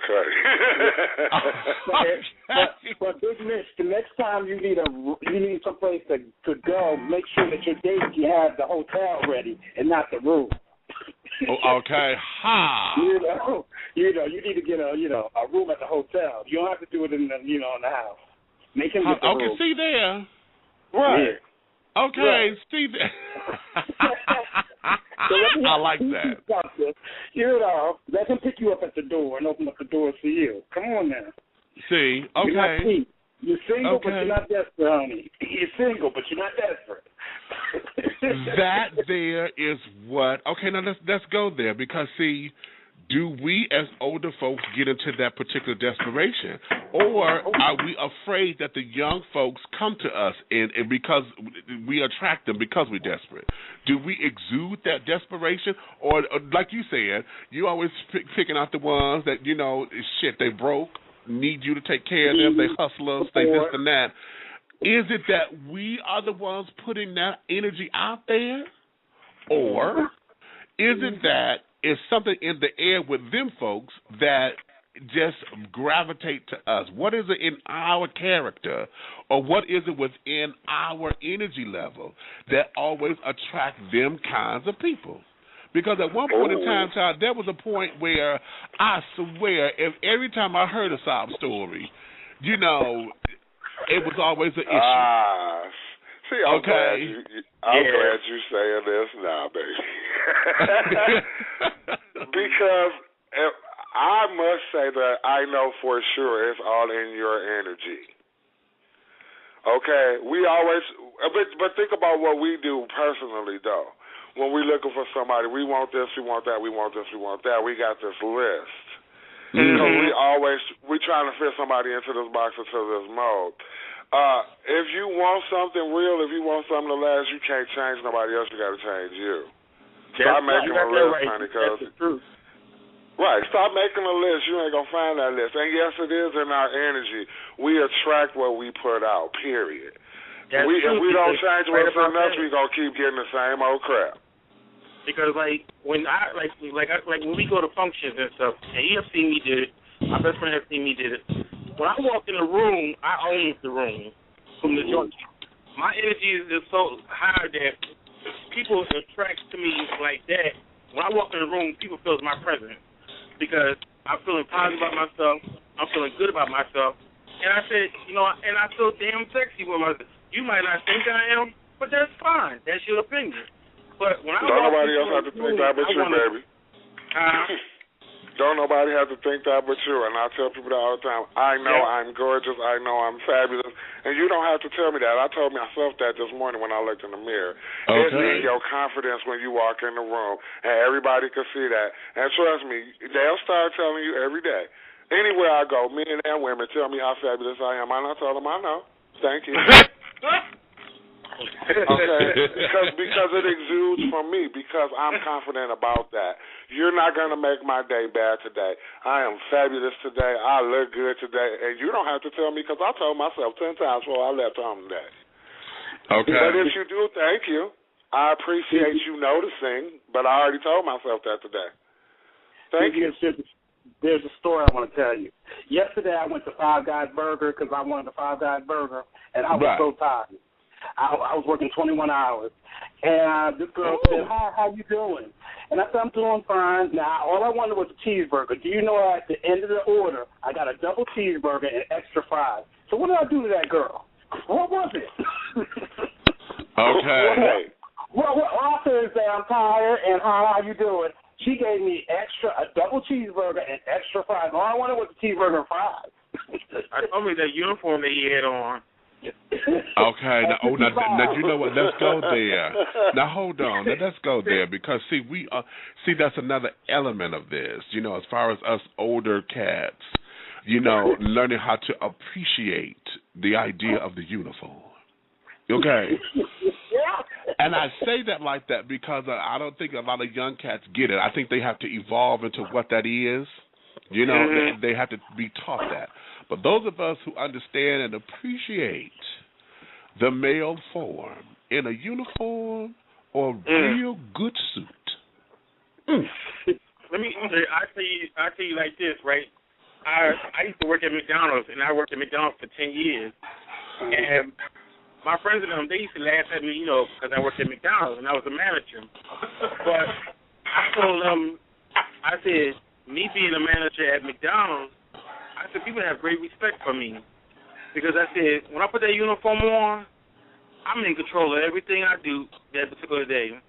And I mean, the women I used to work around, they used to love to smell me because I used to wear nice cologne and stuff. And they used to say, well, what you got on today?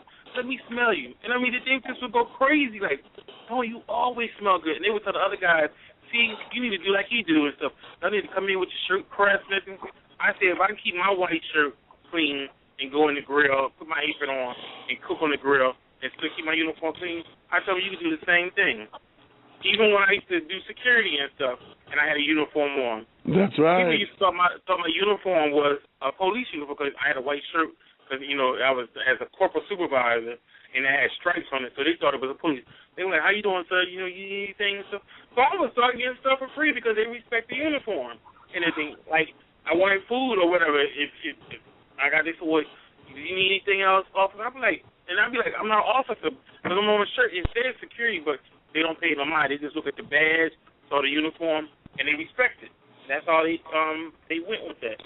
Okay. No, they respected that uniform because you respected that uniform. How about it? It's all in your attitude always. It was the way you carried your uniform. That's why they respected that uniform. A lot of people get these jobs and they don't respect the job that they have. They don't appreciate the job they have. They go to work with a balled up uniform on, baby, looking like they just rolled out the bed. You respected it. You pressed it. You took pride in it. And so they took pride in the way you looked in your uniform because you took pride in the way you looked in your uniform. No, that's a very interesting. It's all in you, baby, always. Let me go here because I like where that's a beautiful segment. Because what happens, or do you think we as older folks lose this, or I won't call it a senility issue. I just think we have gotten lazy.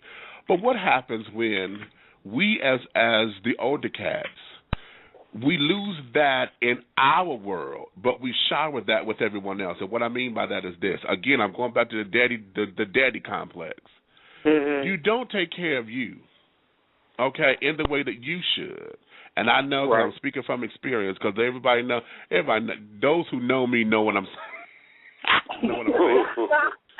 Okay, those who know me know what I'm saying. Okay. You won't take care of you or do all that you need to do for you. However, because you know this date is coming or because you know you got to go run for this particular person, baby, you can spit shine the world. Okay, everything, the I's are dotted, the T's are crossed, the periods are at the end of the sentence.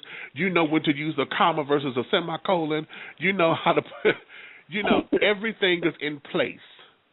Mm-hmm. Where and why do y'all think we lose that? Is it a self-esteem issue? Is it, are we trying to impress someone, again, thinking that we're looking for love or at least looking for attention? What is that? Well, it's just sometimes, like, you know how, like, you've been working all week and your house ain't clean to the part, but soon you hear about brother man, you ready to come over, you clean the apartment to the top of the bottom like it ain't never been clean. You get yourself in a different era because you feel that young brother is coming over, he coming to see you, You jump in the shower, put your clothes on, press them all out. You might not even press your clothes out all week, but you're going to press that shirt out, shine yourself up, and get yourself together. Because you're trying to look at that image where he look at you as sexy, as a young brother too.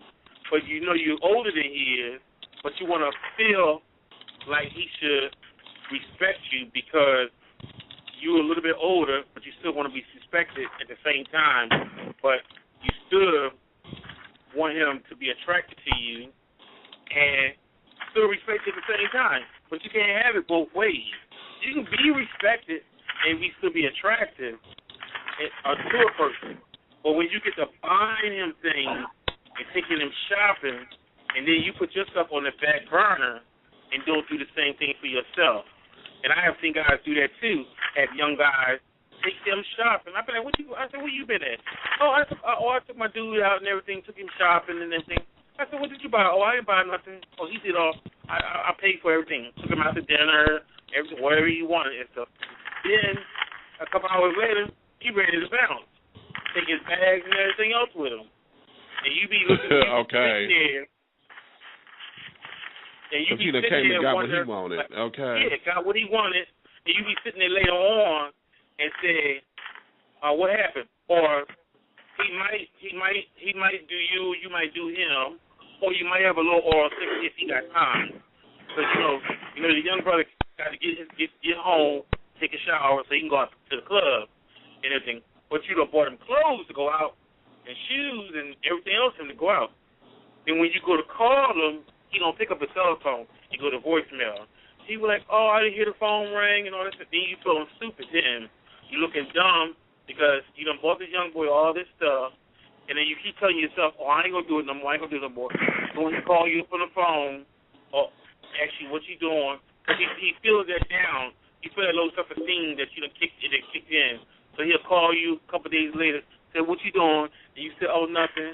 And you be having 1,000 things to do, but you'll cut everybody off just because he called you.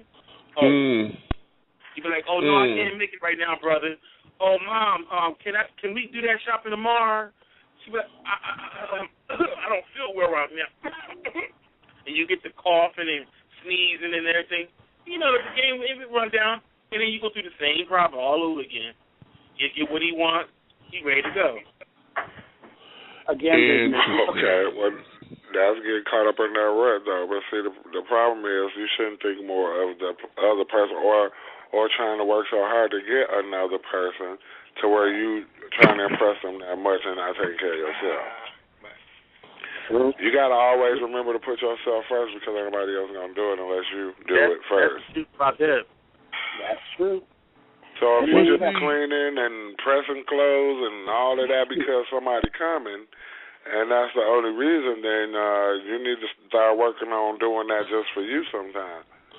Look, whatever I do for me is going to stand out. You're not going to have a longevity with anybody if you don't first take care of yourself. You need to build your own self up always before any of that happen. It's a process. It was a long learning tool for me, trust me. I was one of them queens out there chasing, and when I stopped chasing, that's when they started chasing me. Right. That's where it goes back to loving yourself and how to treat yourself first. Right. Work on you first, and then everything else will come into play. That's why I keep telling you. And that's the truth. For you to build a relationship with somebody, you got to build a relationship with self. With yourself. Baby, when I started loving myself, everybody else wanted to love me. And when I was seeking for love, nobody even liked me. Okay. I'm like, bitch, I know I'm fabulous. How come these people don't like me? Then when I started taking care of myself, I couldn't beat them off enough. Okay. And my sister know that. Look, we used to go out to the club. We used to go out to the club with the big girls, and I was a big girl, real big boy for a long time. I'm still heavy. I'm over 200. I'm 208 right now, but I was 350, big, and I'm not that tall.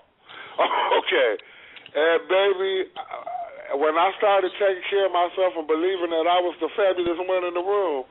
My other big sisters was like, how come every time we come here, you get the most fabulous one? They always want to follow you around. Because, baby, I tell them they want me. Okay. Right. Well, okay, I don't have to. You want me, and I know you do. And walk away, baby. They follow me like puppies because I knew I was the fabulous one, and I wasn't pressed about them. Right. We all, you know, people do act desperately. I was one of them.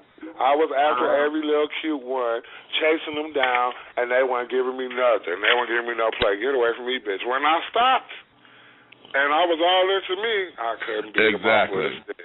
That was a lesson that we both learned because it took me a minute. Now, through me going through my performances and carrying on, you know, that there gave me the confidence that I knew that I had. It's just that it took an alter ego, quote unquote, to bring it out. But when I learned how to merge those two together, you know, to where I stopped acting like it was something separate from me, that it was something outside, that everything was on the inside. When I learned how to do that, then I was able to sit down and to be like, hey, I mean, at this particular point now, I'm making a goal. Whenever I go out, somebody is going to buy me a drink because I don't feel like spending any money. You know what I'm saying? And that's what I'm talking about. If you want to go on a date with me, you got to pick me up. Yeah. It's not gonna be doing that no more because I'm gonna tell you on a personal note. And my best friend knows, and don't you get emotional on me now because I'm going there for real. Well, on a personal note, I had a job, and I had a good job working for the school and everything, and I lost my job and everything, and I laid off my job and everything, and it went from one thing to my car got repossessed, I lost my apartment, and I started to live with other people, and then when you find out when you live with other people or who was your friends, who got your friends, and I went through a whole lot of process because people I used to hang out with, I thought they were my friends. But when I got in the doghouse and lost things and didn't have no money and didn't have no support, they disappeared on me. The ones I thought was not my friends, they stepped up to the plate. Now, this is my best friend. He stepped up to the plate. He stood there. He hung with me to the whole through process. When I went through the whole through process, I went from one day I decided that I was going to go to the shelter, and that's what I did. And I wound up getting help from the shelter to get my apartment. And I said, God knows, it went through a process where I cried myself to sleep. I was angry one time. I even asked God why he was doing this for me. And so one day he answered me, and he said, this is a process I had to slow you down to see who your true friends was and who was going to be there. And you're going to come out of this situation in a better place. And I did. And I did come out of a better place, but it made me stronger. It made me believe in him more because ever since I moved in my place, I got blessings from different people that I didn't thought would give it to me that gave it to me. Now, I got the place people want to come over. The ones that so-called they want to be bothering me want to come over. So I told myself, no, you can't come over. There's no personal. I'm not angry with you. I'm not mad with you. But I said I know how to deal with you. Right now, I don't need friends like that. I need people that's going to support me and be about me. If you're going to be against me, I don't need you in my circle. Because like the minister said that day, he said you get a complete circle. You have good people around you instead of bad people around you. And of course, my best friend, he got upset because when I told him I was going to a shelter, he didn't want me to go. But I told him this is God's plan for me to go through this process and come out of it better than I went in. And I did. Now, here we go. Let's go there. Let's go there. Because here's another thing about us. Those of us who are 35 and over, let's talk about spirituality and the aging gay person. Right. Okay? Because I know there's a number of us who have been lost, who still believe they're going to burn in hell, who still have not come to grips with what it means to be gay and godly, or hallelujah homosexual. Okay. They have not come to grips with that. So, where does spirituality play in with that? Yeah, I'm not a practicing homosexual. You know that term bothers me. That term bothers the hell out of me. Perfect. Okay, this is perfection, honey. Okay, I'm practicing. Excuse me. Practicing, honey. Ooh, I hate that. You know what I say? I tell them they ask me, like, they say, they try to label me. They say, are you gay, bisexual, straight? I say, you know what? I blow whichever the wind blows and stuff. I said that's the way I feel. I said it's nothing. I said it's nothing wrong being gay. I said because you just a man that like the same thing. You know, like my great grandmother used to say one time, another woman know what another woman feel like, and another man know what another man feel like. So that's why women and men been trying to figure each other out when they be mad, trying to find out what make them tick, and some do and some don't. But I say it like this: you do whatever's happy to you, for you, and you have to be comfortable. You have to be comfortable. I say I'm comfortable with myself. If you ask me, if I choose to tell you, I choose to tell you. If I choose not to, I choose not to. But let me tell you this: this is the funny part about it. I got more straight men accept me than the gay society. How about it? Because okay.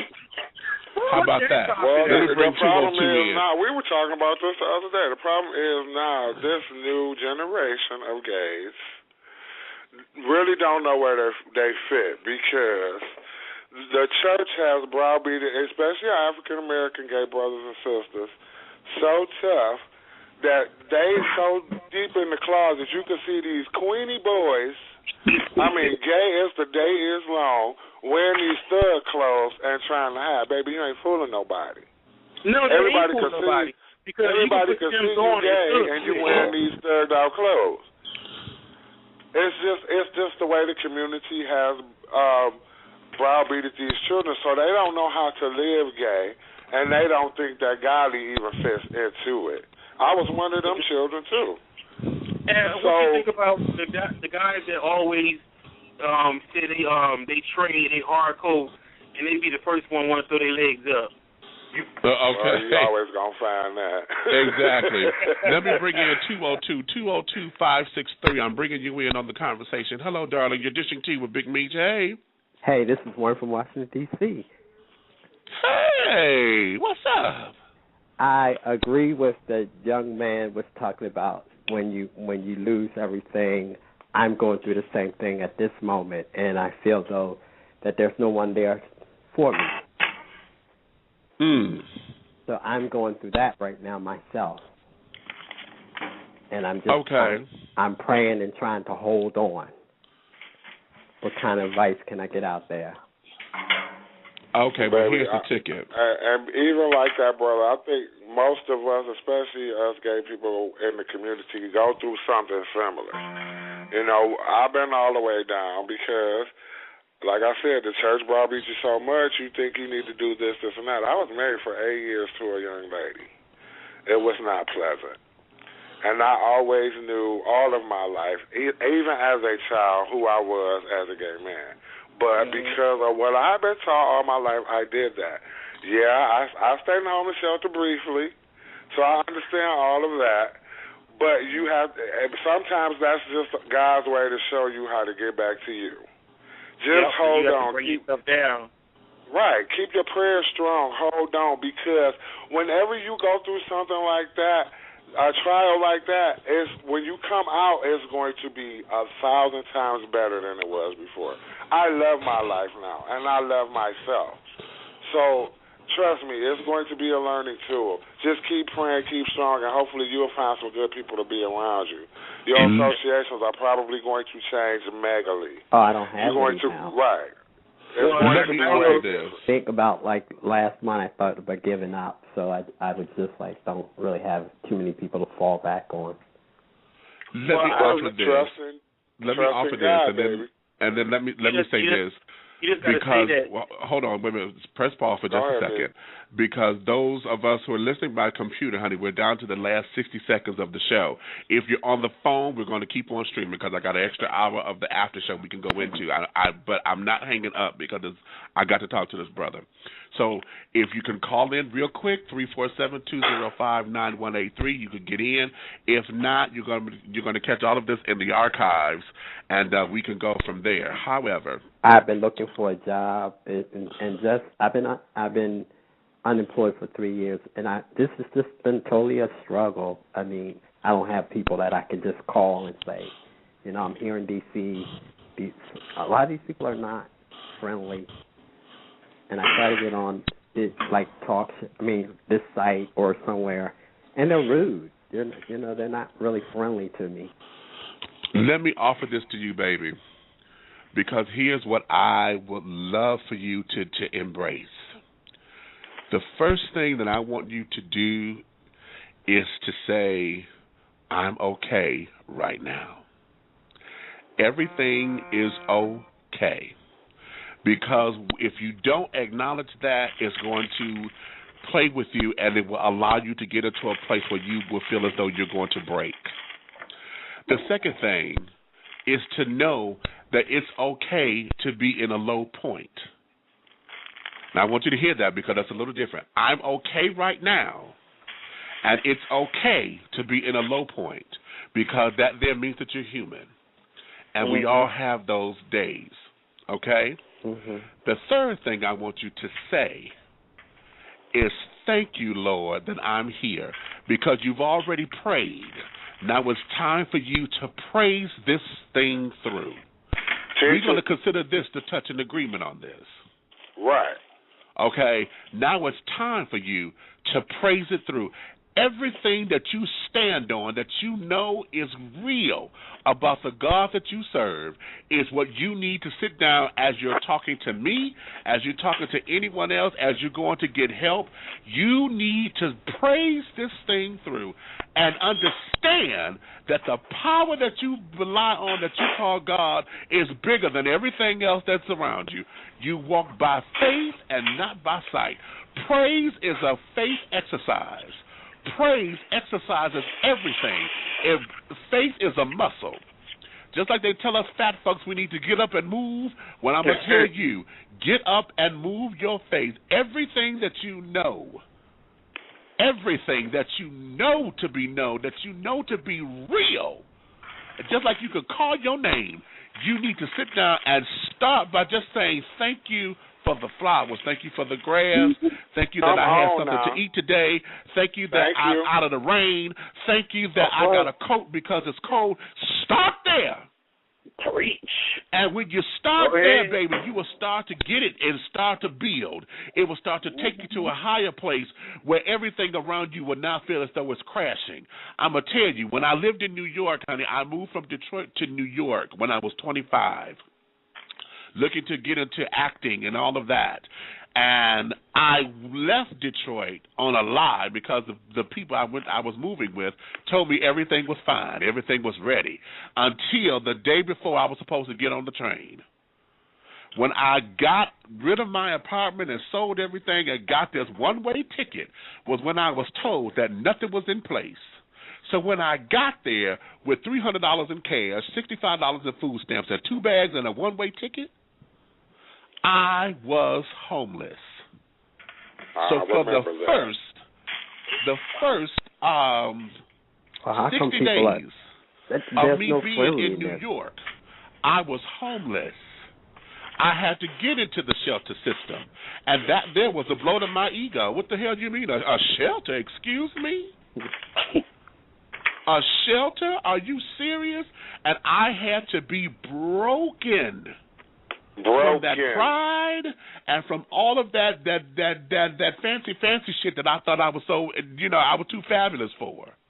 And I had to go in there and I had to get the miracle out of it, because here's the miracle. I paid for 5 days at a hostel, the International Youth Hostel, and you're in D.C. I don't know if y'all have that in D.C., but I know they have it out in New York. It was $23 a day. and I paid for 5 days.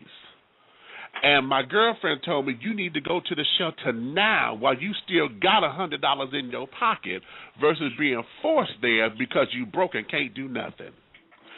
When I went down there, I had to sleep in chairs because there was no beds. That was on day number 5 when I first went in there. I got my job on day number 10. Let me tell you how I got that job. I sat in the park because they kicked us out at 6 o'clock in the morning. I couldn't go wash my ass because the crackheads had taken over the damn bathroom smoking and shit. I had to go around the corner to the hospital to use the bathroom in the hospital to wash up and carry on. And I had to do it discreetly because in New York City, they don't have security police.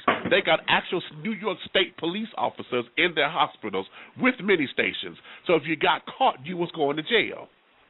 So I had to wash my ass, and then I had to go sit in the park. And I worked security at the time.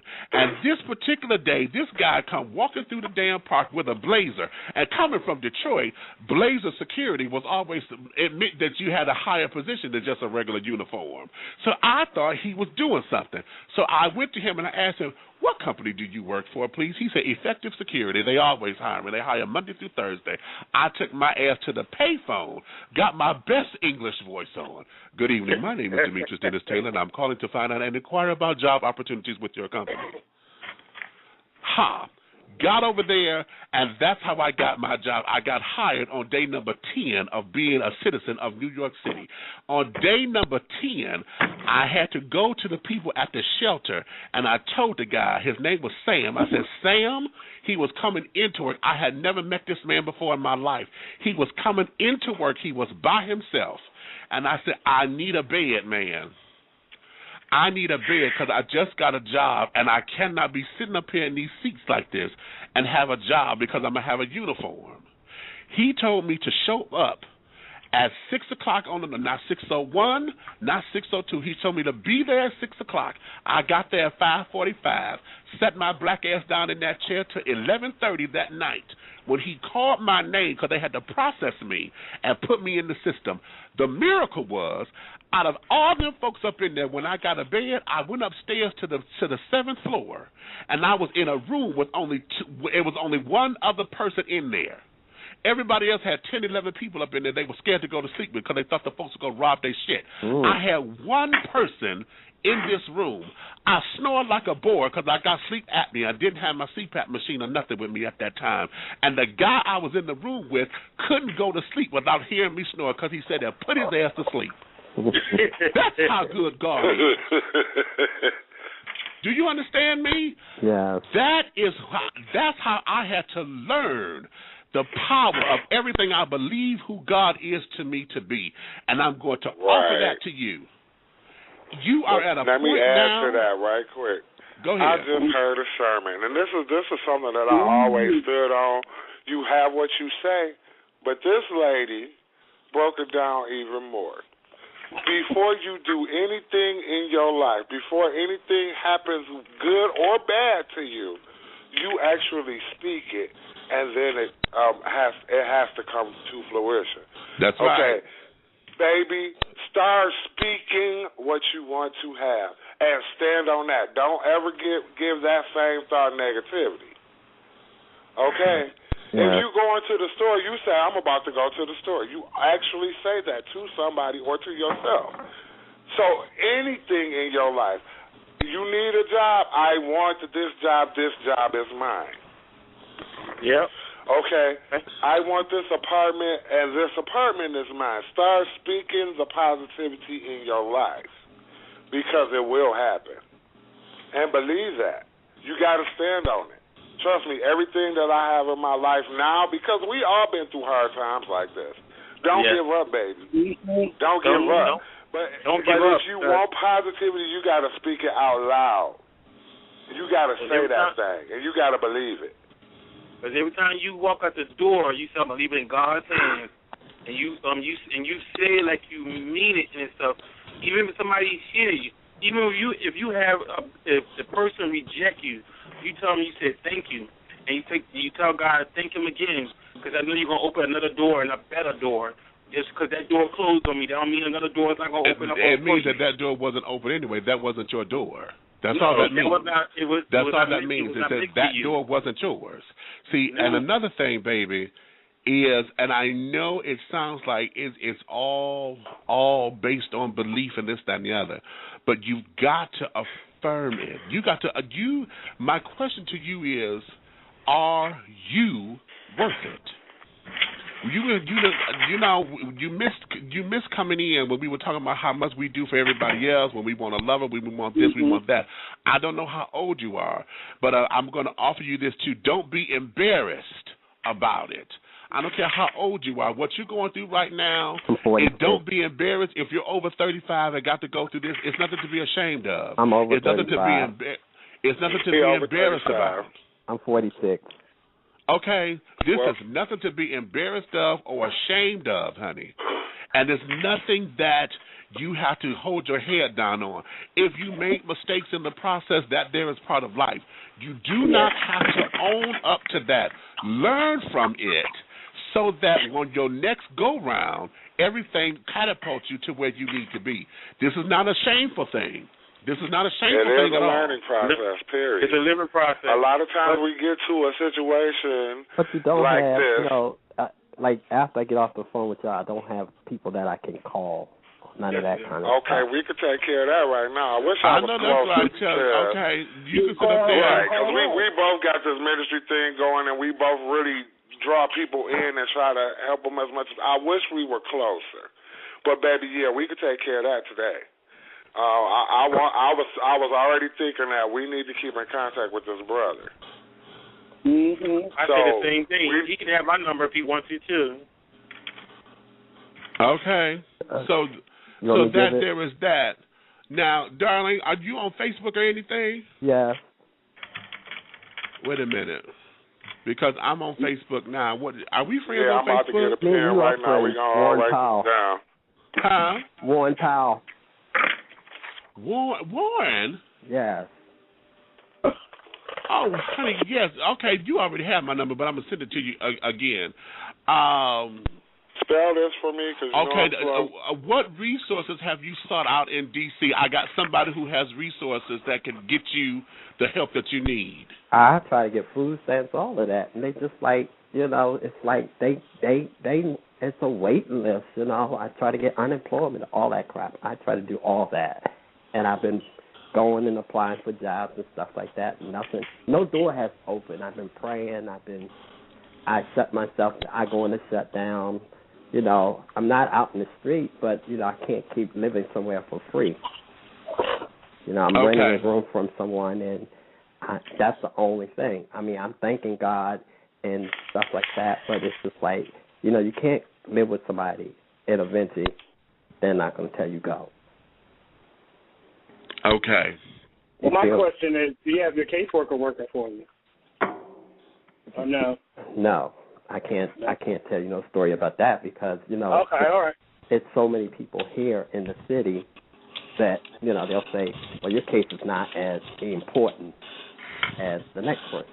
I don't know. You got to make it important. You got to make it important. You got to believe in it, claim it. Like they said, you can't give up. That's the worst thing to do. You got to claim it. You got to go there and be aggressive and say, "I'm going." You got to think positive, all positive words. No more excuses. You got to just do it. No more excuses. Okay.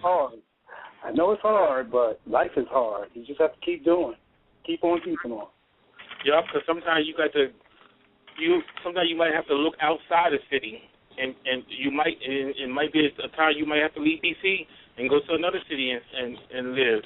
But sometimes we have to come out that comfort zone.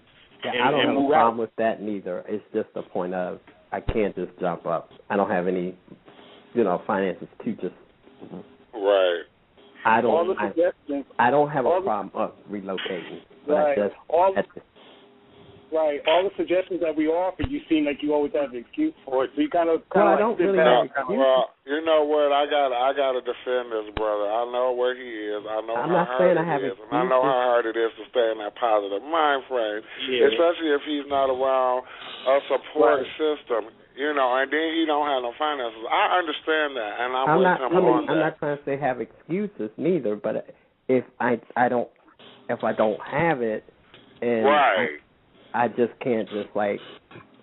Right. And also, what he's saying is that he's already what we've been offering. He's done it once, and it's been slammed in his face. Okay. So that there is some of the things that he's coming up against. Okay, I've done that and it didn't work here. I've done that and it didn't work. What's the next thing, or what can I do? Backup in food stamps. And a lot of us are saying, okay, you may not have done that, but you need to go here. It's the same motion, but try using a different avenue. And so it's not that it's an excuse, although we do know folks who make them. But right now, I'm not necessarily hearing the excuse in this. What I'm hearing is, okay, what is the next thing? Because I've tried that, and that one didn't work. So what's the next thing? Okay, I'm willing to do it, but what's the next one? I'm just not personally looking for a handout. I don't mind starting from the bottom and working my way to the top. I have no problem with that. You know, if you don't mind me asking, what did you used to do? Oh, I worked for a law firm. I was a paralegal. Oh, okay. And when they did a major layoff in all the law firms here in D.C., I got let go. Oh, okay. I mean, and it's not the point of, you know, some people are always looking to start at the top. I'm not that type of person. Just give me a job. I went to, like, you know, people hey, that make McDonald's. Are you still a paralegal? Huh? Are you still a paralegal? Well, not now. I have to get recertified because I've been off, like I said, 3 years. Oh, jeez, because I was just about to offer a suggestion to run an ad for divorces. Yeah. Oh, yeah, I was thinking, I was thinking the same thing about him, like just starting his own business. I was going to ask him, did he still live in his own place and stuff? Because, baby, you can make a lot of money doing that. Just putting the ad in the paper, people will contact you. And if it's a no-fault divorce, you can do that for whatever you want to charge. Y'all like wills and everything else on top of it. And trust me, you will get called. You know, sometimes we got to step out and try something different. You can't be afraid to start a new business. I'm working on it now myself. So, you know, that could be an avenue for you. I don't know how much it costs to be certified to be a paralegal because I'm not one and never have been. But if that's not an expensive thing, maybe you should think about doing that, and the ad don't cost that much to run in the paper. Well, here's the thing. Okay, now that's cute, y'all, but let's get to that, because right now these are all cute ideas. But when we're at a point where I have no money and I have no that sounds like a pipe dream. So right now we just got to get into services that's going to help get him fluid, so that we can get the fluidity going. And then once we get the fluidity going, then all these other things can be added into place. So my thing is this: I'm going to pass on. Well, he's already listening. Someone that we know mutually who has connections there in D.C. and knows resources that could possibly help you out. Since you already have my personal number, and we can sit down. For those of you who are on Facebook, let everybody know your Facebook page, Warren. It's WarrenDPower@yahoo.com. I'm under the big boy, under you, so if they go under you, they can see me too. It's WARREN, Powell, POWELL. My Yahoo is WarrenDPower@yahoo.com. D is in David or G is in Go? D is in David. Well, I haven't hooked mine up to Facebook yet, but I'm supposed to do it this week. Well, right now, we're going to make sure that we rally around and have a support system. See, this is what I'm talking about. See, growing old gayfully, where are the resources that we have for brothers like this who end up that way? And then you're single with no dependents, and then as a male who is single with no dependents in this culture has no resources. And I have high blood pressure, and I'm struggling to get medicine. Wow. Well, My Facebook page is TJ Smiley Ricky. Everybody knows his name. Okay. Okay. Okay. So that there, we're going to make sure that we get you into the resources that you're going to need, and make sure that you're able to facilitate some kind of growth, so that you can become and walk into your authenticity. Because right now, yes, I heard the desperation when you said I felt like giving up, but okay, whatever that but was is where we want you to stay. Because whatever the but is that's the strength, and we want to build on that strength. And we want to make sure that at this particular point in the game, honey, we don't lose you. Because at 46, you're still young, honey. You only got me by 4 years. So you're still young in this game, honey, and that means that there's something still there for you to do. The question is, how are we going to get it to you? The law of attraction says you have thoughts become things. So whatever you think about, honey, it will come into play, good, bad, or indifferent. So now you got to sit up there and exercise that faith. Whatever you want to happen, that's what you got to walk in. When you walk out your door, you have to walk in the fact of knowing that everything is everything. When I walk out my door, it may not be today, but I know I've got the tools in place to make it happen. I know I have the tools in place that this job is going to come forth. I know the tools are there to where everything is going to be A-okay, 100% all right. It's going to sustain me and get me to where I'm going. And get me to where I'm going. So with that in mind, Warren, we're going to hold you up. And I know this, it may all sound like pretty words right now, because that's another thing. You know, we get into an area of having a lot of pretty words. But right now, I want you to hold on to whatever stuck to you. Hold on to it, and that's where we're going to build, because you got to move forward. If you stay still, it's going to crumble. Warren. Yes. Hey, Warren. Yes. You said you were Paz, right? Powell, P-O-W-E-L-L. Okay, I thought you said something about being positive, because my partner can probably help with some of that. Is that? Did you say that? Say it again. Positive. Positive. Oh, he was asking, positive. Did you say you were HIV positive? And you no. said Powell was your last name. He said Powell. Okay, because I was thinking, I was working in my head because Tim probably could get some information with help down there for housing and stuff. See, right. But, right, that's why I asked that. I thought that's what he said. Oh, no, I would say, I might have said, you might have heard me say high blood pressure. Okay. No. I have high blood pressure. All right. And okay. My brain is going, and when I thought I heard that, it was a lot of avenues that opened up because, you could get a lot of help from that, but if that's not the case, then I got to keep working my brain here. Okay. So, all right. Okay. So, yes, my darling. So, with that, yes, this here is what the brotherhood is all about. And this is why Growing Old Gayfully, honey, we have to have resources in place. We have to, you said you in D.C.? Mm-hmm. Wait a minute, this place here. Let me give you their telephone number. Hold on. They have an office in D.C. The SAGE, Services and Advocacy for Gay, Lesbian, Bisexual, and Transgender Elders. Let's see what they have for you as far as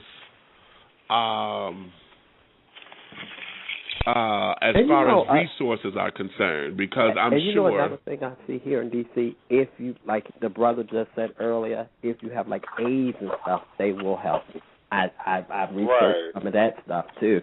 They will help you, but I'm not diagnosed with none of that. That's what I thought you said. That's what I was thinking too, and I know you can get a lot of help with that. You can get help. So I'm just still trying to think. Yeah. You can get help with that kind of stuff. They have a lot of, Walt Whitman Clinic, all that crap. They have that. Warren, they do the same thing here. Like if you a drug addict and stuff, they'll help them faster, even get them disability faster. And that's why I was saying earlier when people saying, you got to start somewhere. I looked into some of those. I go out and check those places out, but then once you go there and you be tested or whatever, then even if you let them do a free testing and they find out, they're not going to help you because you're not first priority or nothing like that. Like I'll tell you like this one. When I went into that shelter, I had to be very humble, and it was not easy because I seen things that it shouldn't be going on. Yeah, and like the shelter I lived in a transitional shelter and stuff. The shelter here, they're getting ready to shut down for the summer. Yeah. They don't run most of the shelters here in the summer. So I'm not. Wow. Yeah, they don't. Huh. They limit them because the shelter it's just that they don't have the money to run them. I think it was 112 guys. Wow. And they had bump beds and beds and stuff, and everybody could see everybody. From only kind of privacy you really had was the wall, and the wall was only but so high and everything. And the brother that said something about relocation. If that's what it took, I'd do it. I'm at the if God speaks to me and tell me that's what to do, I'll do it. But I can't do it unless I have money to do what He tells me to do. Yeah. So I don't have a problem. I mean, D.C. doesn't excite me. I'm originally from Alabama, and they're coming here to D.C. Their hospitality is just not as good. They're rude, you go to anywhere you go when you like you're saying being gay. You go to the clubs, stuff like that. If you're not Mr. Right, you're not gonna get nobody. So, that's the way it is. But living this lifestyle, but it's just not. If you're sick, you get more help, I guess. Wow. Okay. So someone says over here on Facebook that for your medicines, if you look at the company that manufactures your medicines, contact them. They may have a prescription program where you can get it for free or some kind of assistance so that you can get your meds. You may have to talk to your pharmacist. Maybe the pharmacy can be of assistance to you. Okay. That can direct you to some of those plans. Okay. And also, I just sent in your Facebook one of the telephone numbers to SAGE, the Services and Advocacy for Gay, Lesbian, Bisexual, and Transgender Elders. Give them a call. There's a New York number 212-741-2247. It's in your on your Facebook. I just inboxed you. Okay. So give them a call and see what resources they can tap you into as far as maybe getting you to their D.C. office and being able to navigate your way through so that there can be some kind of support system there for you. Also, they may be able to help out with some kind of employment opportunities that may be available and all of that. Perhaps, and this is thinking out of the box, some of the case managers and things with some of the HIV organizations, with your legal expertise, perhaps you could come up in there and see if you can work your magic in there and end up becoming employed through those organizations. Okay. Because you may have to go a nonprofit route, to get your foot in the door.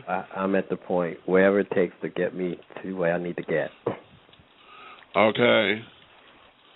So that there is where we are. So, honey, take that information and then let's see what can come of that. And I will be doing my daily checks with you to make sure everything is on the up and up. Plus, just for spiritual encouragement and for elevation and upliftment, text me your mailing address, and I'm going to gift you a copy of my book so that you can have something tangible, little jewels that whenever you're quiet or just need something that don't feel as though you are supportive, I will be there in paperback, honey, if you can't reach me by phone, so that you can hear my words. All right. Okay.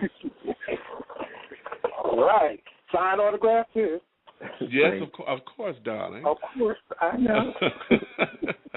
Even though I have your book, I guess I have to redo it so you can re-sign it. Okay. I feel left out. Yeah, I need all the help I can get. All the spiritual help I can get. I appreciate it. Okay. So with that, baby, let us let you get started on your quest. Go ahead on and get that number and start your quest, baby. And I will definitely keep a hold of you. Everybody, his email is Warren D. Powell, WARREN, D for David, Powell, POWELL @yahoo.com. If you want to send out shouts, if you want to send out encouraging words, don't be shady. Please, bitches, if y'all be shady, I swear I'm going to find you and I'm going to haunt you. Okay? I swear it. Okay?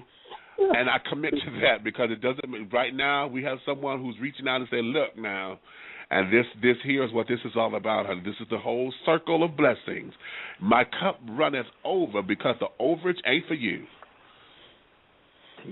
Well, okay? The overage is not for you. So let's pay it forward. So, Warren, you go ahead on and start getting what you need to get done. We're going to make sure that whatever resources come our way, we reflect them to you, and that's going to be that. So stand by, just be by your phone because I know my friend is going to be contacting you soon, and we'll be able to navigate through some resource options for you, okay? Okay. All right, baby. I love you. Know that I love you with every fiber of my being, honey. And I'm going to, and I stand by, and my praise report is within the next 90 days, honey, that you will be calling in with a smile on your face saying that you're walking taller than what you are now. Ooh, that's what I need. All right. All right. Now, that's my praise report, so go make it happen. Yeah. All right, Big Mitch. Thank you. All right, baby. We'll talk with you later. All right, Warren. Thank you. Going out. All right, ladies and gentlemen, and those else listening, those that are and all in between, honey, however you fall on the spectrum. Whew. Okay. Wow. All right. Oh, all right. Well, y'all, we have went so far over. I think we are 30-some odd minutes into the after show, and I'm going to let you guys go on with the rest of your day. I'm going to now sit down here. Just let me process this because that was heavy. Yeah. Okay. Well, the last thing I want to say is just to love yourself. Not masturbation, but learn how to love yourself. And be happy. Stay up for masturbation. Okay. And if you do that, that's all right too, honey. That could be a start. Learn how to love yourself, but no masturbation. True love. Well, no, honey, that may be a start, honey. It's just that you have to learn how to love yourself in more than one way. Okay, you have to take it across the board, honey, because what we want to do is make sure that we don't equate sex and love, because a lot of times I think that's what happens is that we end up using sex for love. When a lot of times all of us, we're not looking for the sexual connection. We just want to be held. We want the intimacy, and we end up settling for sex because that's all we know. You just want somebody just to hug you and tell us it's gonna be all right. How was your day? Exactly. And that there is what this thing is. And a lot of times we end up settling for sex because, again, as men, that's what men have been taught to do. Men are not taught to be emotional. And those of us who are a little bit more feminine and in touch with our feminine side, that's what we know. We know the emotional side. And then we end up craving it and then find men who don't know how to give it. And so as we age and get older, that's that bitterness that we come into play with other men that Paris was talking about earlier, that bitterness with older folks because men end up not wanting to connect. They don't want to let their hair down. They don't want all of that. Right. Because they have become so rigid, and then they want to protect their masculinity. A lot of men are afraid to let their hair down because they don't think that it's masculine, or they think that their masculinity is going to be challenged. Yep. Right. You know, so no, honey, if masturbation is what you're going to start it with, okay, start there, but learn that it's more, love is more than just that. Yep. All right. So on that note, honey, let me let y'all back to y'all's day, honey, and I'm going to thank you. It's a pleasure. For chiming in and coming on in with the show, honey. I'm glad you had a good time, honey. Y'all make this. In fact, we've gone overtime, honey. I'd scheduled this show for 2 hours, and this is a 2-hour and 35-minute show thus far. Wow. And I said, so with that, I said somebody reached out to you and stuff. I said, exactly. And that there is what this is all about, honey. So, yeah, that's a good thing. So, yeah. So with that, babies, let us all get ready to say goodbye to one another. I will join you all again next week. And, hey, let's make it happen, honey. Pay it forward. If you love me, tell a friend, honey. If you hate me, tell an enemy. But do know this. One way, shape, style, form, or fashion, this thing will move forward.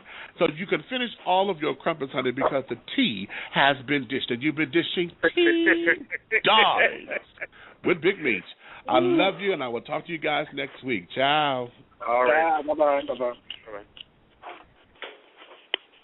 Have you ever wondered why some banks offer promotional savings rates that come crashing down after a few months?